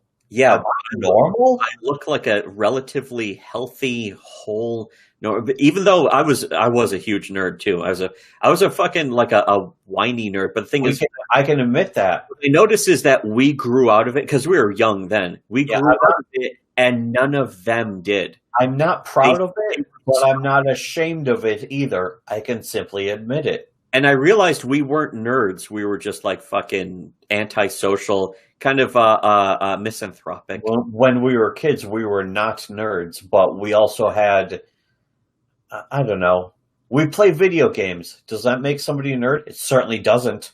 No, certainly not, especially not anymore. Especially not today. And back then, we were kind of video game nerds anyway. So we had some element, but we were definitely not true nerds because we just don't have that same behavior that's being openly displayed, that embarrassing, cringe shit that guys like Ethan and Richard and their fans do. Makes my stomach turn inside out. Being a fan is the fucking, like, the lamest thing you can do. I never read comics back then. We did a lot of nerdy shit back then. I never read comics. But at least we didn't read comic books. That's like going up to a woman gloating that you've never seen Star Wars, and she's immediately sucking your dick. She immediately pissgasms herself. Pissing herself due to gasms. Why is she doing that? Why do women are so fucking broken, as weird broken pussied animals, that their fucking bladders that closely connected to their fucking their they not have bladder control when they fucking orgasm? What losers? I've never pissed myself while I've been. What's wrong with you? pretty gamma behavior. Yeah, women are fucking gamma. Women aren't even betas; they're gammas. What fucking gay nerds? Except for Kay, she's okay, I guess. I mean, she is still a nerd, I guess. She's but far and I'll give her an accept. I'll give her an accept. Far above that fucking level. Again, notice how we can roast fucking Kay, but we're not gonna just trash her. Whereas in Comicsgate, they'll just trash people, and not even for roasting, but you can sense the bitterness, and it is especially towards women. In fact, some of the women we talked to who have had associations with this have been like, yeah, Ethan Van Sciver really has something against women that's creepy and weird. And it's not even misogyny. It's like just a part of his bipolar or fucking or his BPD, where it's like he knows he can't be with them because they're a stranger over the internet. So he's just fucking. I don't know if that's it. I'm not going to speculate about that. There's so many levels of mental illness within nerds and Comicsgate and Ethan that I can only guess out of the clear blue sky sometimes. There is a limit to how much I have experienced in my life, and so I don't know that much about why a guy with BPD who acts like a woman would be that bitter just towards women in general who are in the movement. Like, they don't even hate SJWs as much as they hate the other girls who were in Comicsgate. Like, Ethan was trashing that woman. I hate there's that E-Thought who was calling herself part of War Campaign, and Ethan was just trashing her comic, even though her fucking comic was like, I'm a big supporter of Comicsgate and War Campaign, Hail Caesar. That's her praising Ethan, and he was like, her comic looks fucking awful in a public post. This wasn't in DMs or anything. This was on Kiwi Farms. Ethan has no place being on, by the way. This would have to be recently. You would think he was copying off of us. And by the way, message somebody was trying to rip us off. Message to anyone on Kiwi Farms: Ethan has said that you are beta males, all of you. Even if you support him or defend him, he thinks you're a beta male. Beta males on his streams. He also calls you anti-Semites. Yeah, he thinks you're anti-Semitic, and he thinks that's disgusting, and he doesn't approve of that. But then, he tries to act like he's cool with you because he wants your backpats. Are you going to willingly give them to him? Are you going to let a mundane Matt use you for positive attention? I don't know. I wouldn't do that if I was you. I wouldn't do that, and that would be embarrassing. That would discredit. I've never even heard of mundane Matt. I'd never allow that. Yeah. Even for a complete stranger, I wouldn't fucking do that. Even for somebody I liked, because again, we're not fans of anyone. Sometimes I like somebody's comics. Sometimes I like Red Letter Media. I like their channel. I'm not a fan though, because I just like their channel. I like their videos. I fucking watch a lot of their videos. I watch all of their fucking videos. I'm a fan of Mystery Science Theater. Mystery Science Theater is over. I wouldn't call myself a fan of MST3K. I would say that I watched a ton of it. I call myself a fan, but the show has ended. Yeah. And if somebody said MST3K sucks, I wouldn't take it personally. So that's the difference, actually. I would question their taste. But you know what? You can go on living your life. Yeah, it's just like, go ahead. Anyways, this last note, though, is really creepy on Ethan's part and just weirdly undeniable.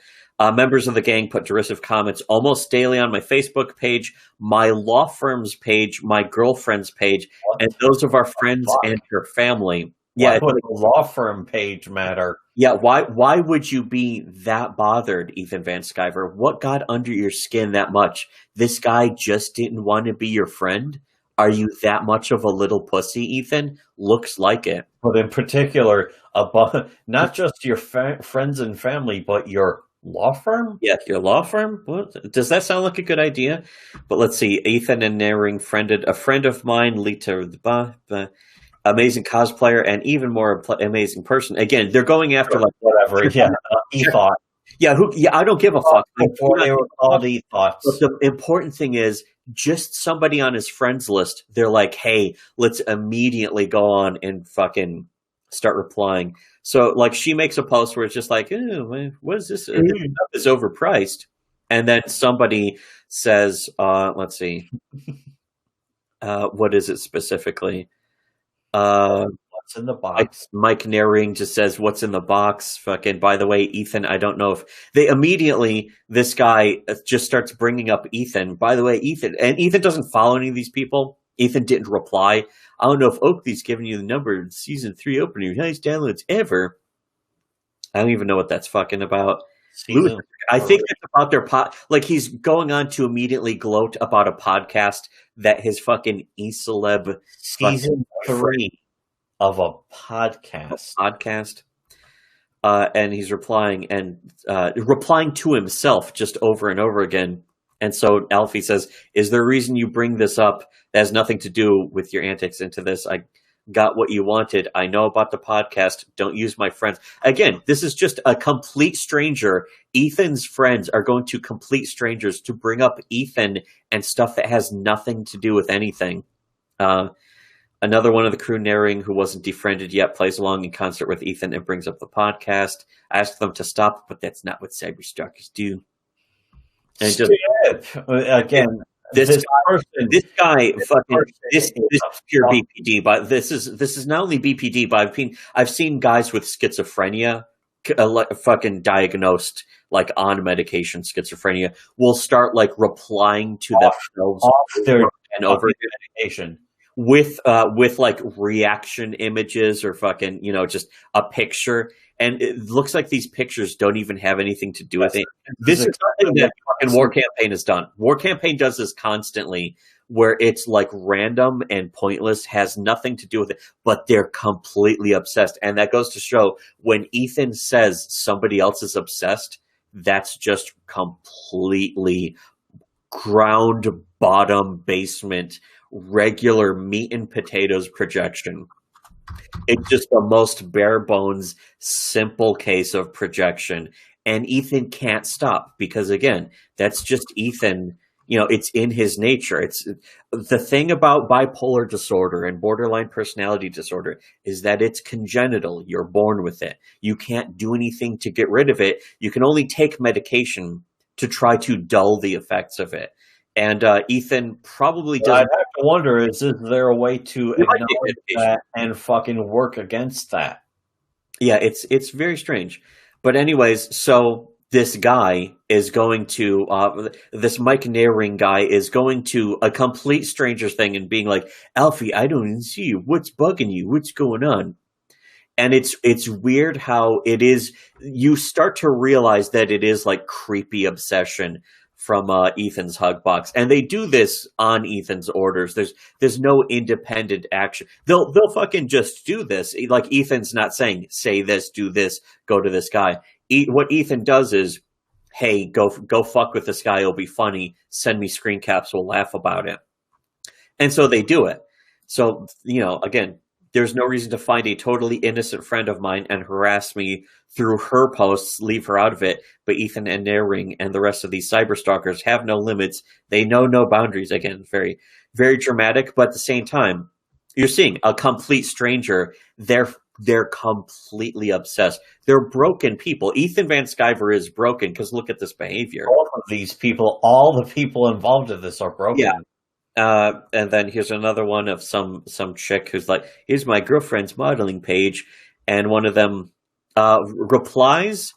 This one's really interesting because the top comment or the first comment is like, "You captured the eyes beautifully, nice shot."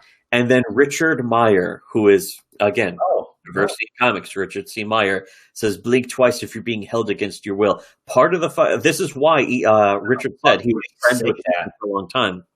Just going to a complete stranger's thing and being like, "I'm going to fucking go make fun of them for Ethan on Ethan's behalf." What kind of a man does that? This is not over a woman. I don't care that she's a woman. I don't give a shit. But who does anything on a man's behalf? To go to a stranger's thing, fucking post and be like, "I'm going to go make fun of them because my friend Ethan Van Sciver." When did we first hear about fucking diversity in comics? 2017? This is 2015. This is 2015. And he said he was friends with Ethan before he fucking made his channel. So Richard absolutely thought like he's just a fucking comics pro in the making. But then besides being a conflict of interest, this is beyond to that.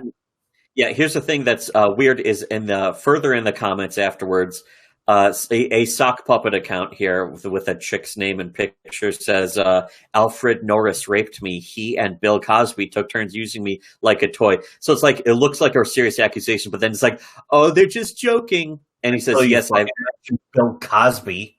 Yeah, this secret guy says, yes, I've gone to the media with this. Girlfriend, get out while you can, you too young. And you're too pretty to be sleeping with a rapist who is in cahoots with Cosby. Again, you gotta it's a funny joke how you gotta drag Cosby's name into it twice after it would stop being funny. Like, again, these guys think they're hilarious, but they've never actually made somebody laugh genuinely. They always giggle falsely. Blink twice if being held against your will, implying a kidnapper or abuser. Again, this was 2015 when this guy wrote it, so he didn't know that the person who did this was going to go on to be diversity in comics. Whose career, by the way, his career in comics is already over. By the way, like this is anyone releases Jawbreakers, your career's done. He was nothing at this point. He wasn't even worth commenting the name on in this post. Other people making weird nobody stuff. Caught unaware, stop, contact me. Don't even send me one more message, even if it's going to sound nice. Just don't. The Natasha Knight person is entirely fake and made up. No, that's fucking. I mean, that's kind of obvious. It's not like you have to point that out. Like, guys, you got to know. Of course it is. They're saying he and Bill Cosby. This is again how Ethan tries to act like, hey, we're just being funny. It's just roasting. Why can't you take a joke? And then, but if you're doing that to a complete stranger, you're not really joking. You're obsessed. And Ethan Van Sciver is actually obsessed with us. But the thing is, I think right now he's more obsessed with the fucking posts in there like that. Yeah, that tends to be what happens. It stops looking like you're just having a fun time, guys. Nope. We're just roasting you guys, but if you're not funny, if you're objectively tryhard, that's the thing. Ethan's tryhard. Ethan's tryhard, and then he acts like that is being funny. Even still giving him too much credit. Yeah, and again, that's fucking hard to make comics. Yeah, Ethan, you need to try hard making comics. Enough of this try hard being a internet celebrity comedian, pretending to be a girl, and also, that's. The same goes for War Campaign, where they're way too try hard with trying to act like they're funny. But all their stuff is really cringe. It's like sub SJW humor, where it's that's pretty bad. They can't even do like an original joke. And there's something that Doug TenNapel, and it's pretty clear after talking to Doug TenNapel for a while now, a good whole few weeks, is that Doug actually understands funny. You can say he's not funny, but he clearly understands. I wasn't sure at first. I didn't know because I didn't know him yet. Yeah, again, we don't even get this focus. We're only reading through all of this just because it's a goof for tonight. And I wanted to do something before I had to go to work. Like a fifth of the way through this page. Well, I think there's just going to be a lot of comments. Is there a comment section under this? I don't know. But anyways, yeah, so goes on for a while. lot of the rest of this is just more and more examples of Ethan's sock puppet account, or not Ethan specifically, but his Hugbot. And that's the thing he does. He doesn't make the sock puppets accounts himself, although he has done that before. In fact, we fucking caught Ethan's sock puppet on YouTube trying to comment on some of our videos, and we're like, wait, are you Ethan Van Sciver? And all of a sudden they just disappear. And that was pretty funny. What he does, though, he knows that he can't get caught sock puppeting on himself. So he has to fucking get other people to then make a bunch of sock puppet accounts. So he'll get like 5 people and then make a shitload of accounts. They're based on nothing more than fucking e-fame. Mm-hmm. But anyways, here's something else. He can't pay them. What's the sock money? Here's something that's really like sad, and yeah, this doesn't even rise to the level of try hard, is the socks start making a bunch of like fake accounts similar to his name, and then constantly like replying and reporting his friends. So like here's like this one was Manfred Malfi Morris and then Jalfred Jalfi George. Again, this is what Ethan Van Sciver thinks is funny. He thinks this is comedic. He's clearly never actually also thinks this is been clever. a comedian. Yeah, this is really clever. It's like nobody's gonna ever know that this is the same person. And it's kind of sad how like seriously this guy noticed the fake name Jeffrey. Yes, we fucking noticed it. I noticed, bitch. But anyways, let's fucking Adam Cast is apparently another fucking guy. Somebody. There's a phone number. I'm not even gonna fucking. We're not gonna repeat a lot of people's names or phone numbers. Somebody in trouble. Somebody calls his law firm with like a goofy fake story that just keeps going on, and then it's fucking just a load of shit. Yeah, and then fucking. Please don't contact me as you led to me to believe you're someone you aren't and don't have time for games. My request is legal. And if you want to fucking do digging and fucking fuck these people over hardcore, you could do that. Here's the fucking. We're given the webpage. No, this is old. Don't go into this. This is old. Go find all the stuff that's happening now. There's tons of it. Go watch Ethan's fucking thing. Here's the thing, though. That doesn't happen because the people who do watch Ethan streams are nerds. They're not smart enough to know if it's cringe. Most people who fucking watch shit that's embarrassing don't think it's embarrassing if they happen to agree with something the guy said. So that's why SJWs get support.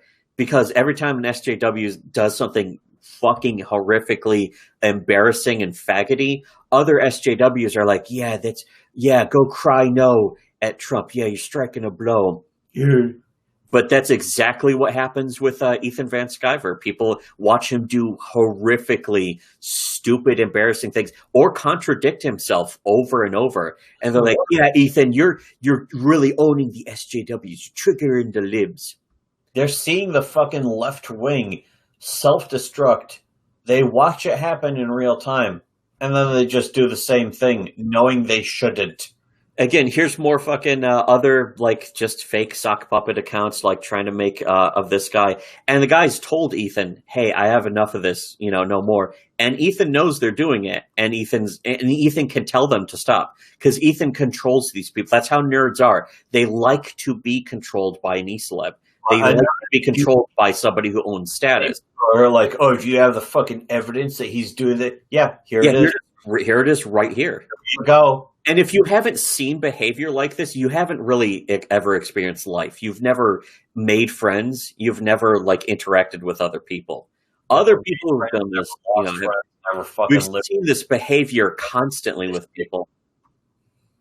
And yeah, here's just again more and more like weird fake accounts and just obsessive behavior. Ethan Van Sciver is like the king or the queen of being an obsessive creep. Even a queen will be giving him too much credit. And again, he's not even a prince. This is why you said we haven't scrolled through all the page. All of it are just screenshots and receipts of Ethan's fucking fans just being obsessed and obsessed. It's still going. Here's more of it. They can't get over this guy. 3-hour mark, and about maybe a half hour, maybe not even a half hour, has been us just nattering on about irrelevant, or by irrelevant, I mean not relevant to this subject. The other 2.5 hours has all been this, and now we're just skimming. That was now we're just skimming. Yes, that was a fifth. Look at this. Just look at this. Look at what obsessive fucking nerds these people are. They can't get over this one guy. Just this Alfie Norris guy. They can't get over him. And that is exactly how War Campaign is. They're complete nerds. They're beta male nerds who can't get over other people in Comicsgate ever disagree. What happened was other people in Comicsgate disagreed with Ethan, so he made them permanent enemies and told War Campaign, here, attack these guys all the time. You know what? I'm very glad that we did this video. Again, this is just screen cap after screen cap after screen cap. We finally got to the fucking end of the page. 2 comments. There are 2 comments on the page. Yeah, and look, it's going on for years.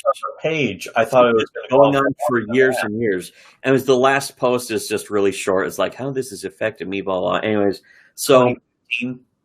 So yeah, again, getting under Ethan Van Sciver's skin and making him spiral and meltdown is as easy as just disagreeing with him.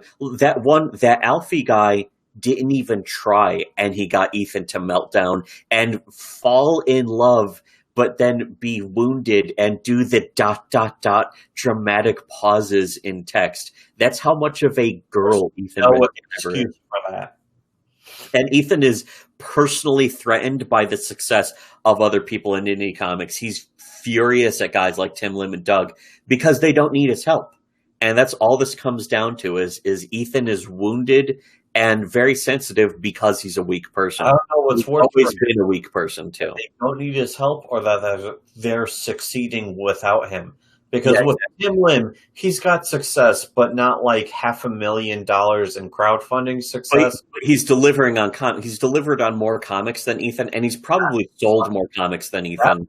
Bothers Ethan, though. Yeah, That really fucking bothers him. Digs deep into Ethan's ass like a fucking hemorrhoid that just won't pop. And Like- Ethan knows a lot about that. Like a pair of claws. Scuttling claws. Anyways, See Yeah. down the depths of the sea. so we wanted to do a deep dive about this for like a little while. We've known about it for months and months. I'll say this right up front. I'm glad that we did this because we're done with it now. Yeah, we're done with it forever. Done. And again, we don't even do many videos about Comicsgate. I know people. Our I'm videos are about movie reviews and talking about other shit. the chat a little bit. I'm looking at the chat. I haven't looked at the fucking chat. Here's a summation. These people are fucking desperate, thirsty for this information, and this is the end of it. Yeah, this is all the information from We're that one guy. These people are fucking dropping to their knees in horror hope that we're going to cover more of this, and we are not going to. Yeah, we might do another video about something comics related in the future, but I don't even feel like it. Something, but not this. Yeah. You fucking people are so grabastic about this. We're done. Yeah, we're done. What are you guys doing? Why aren't other people digging? This was just a lazy fucking Wednesday night for us. It's not like somebody was fucking twisting their arm, preventing them from Yeah. covering this themselves. Yeah, again, They have bigger channels or smaller channels. They just haven't bothered. people could make a million videos about this shit, making fun of Ethan, but the fact is, most of them are just nerds themselves. They're just former Comicsgate nerds who are like fucking, they're not really funny or interesting on their own either. So Fucking hate being called out, yeah, but they just that's why. Again, if anyone tells me they're former Comicsgate, I don't even have any respect for them. I'll have respect for someone on an individual level, but not because they say they're former Comicsgate. I actually have less respect for them. If you tell me that you're a fan of mine and then you say, "Yeah, I used to be with Comicsgate, but I fucking what the fuck? Yeah. Why? What the fuck am I doing? Why did I fuck up that wrong that you ever fucking followed me? Yeah, what am I doing wrong that I appealed to you, piece of shit, faggot cocksucker? No, I'm not that bothered by it. But I just fucking I just don't fucking. That fucking bothers me. These fucking people are such losers. The level of tolerance eventually just runs. Like the guy was, telling Ethan, I've had enough of this. I'm done. But clearly, Ethan doesn't have a life. He doesn't even have a life drawing comics. He wasn't a top tier comic artist. He never really has been. But especially for I think the past 15 years. Anyways, that's it. That's pretty much it. So unlike, share, don't comment. 3 hours. Fuck yourself. Yeah. Here's our new catchphrase. Fuck yourself. Fuck off. Fuck Another Quaalude. You'll love me again. Yes. Unlike, share, uncomment, don't subscribe. Make sure you're still unsubscribed. And remember that comics should matter. They just don't. I have to hit the buttons to end broadcast.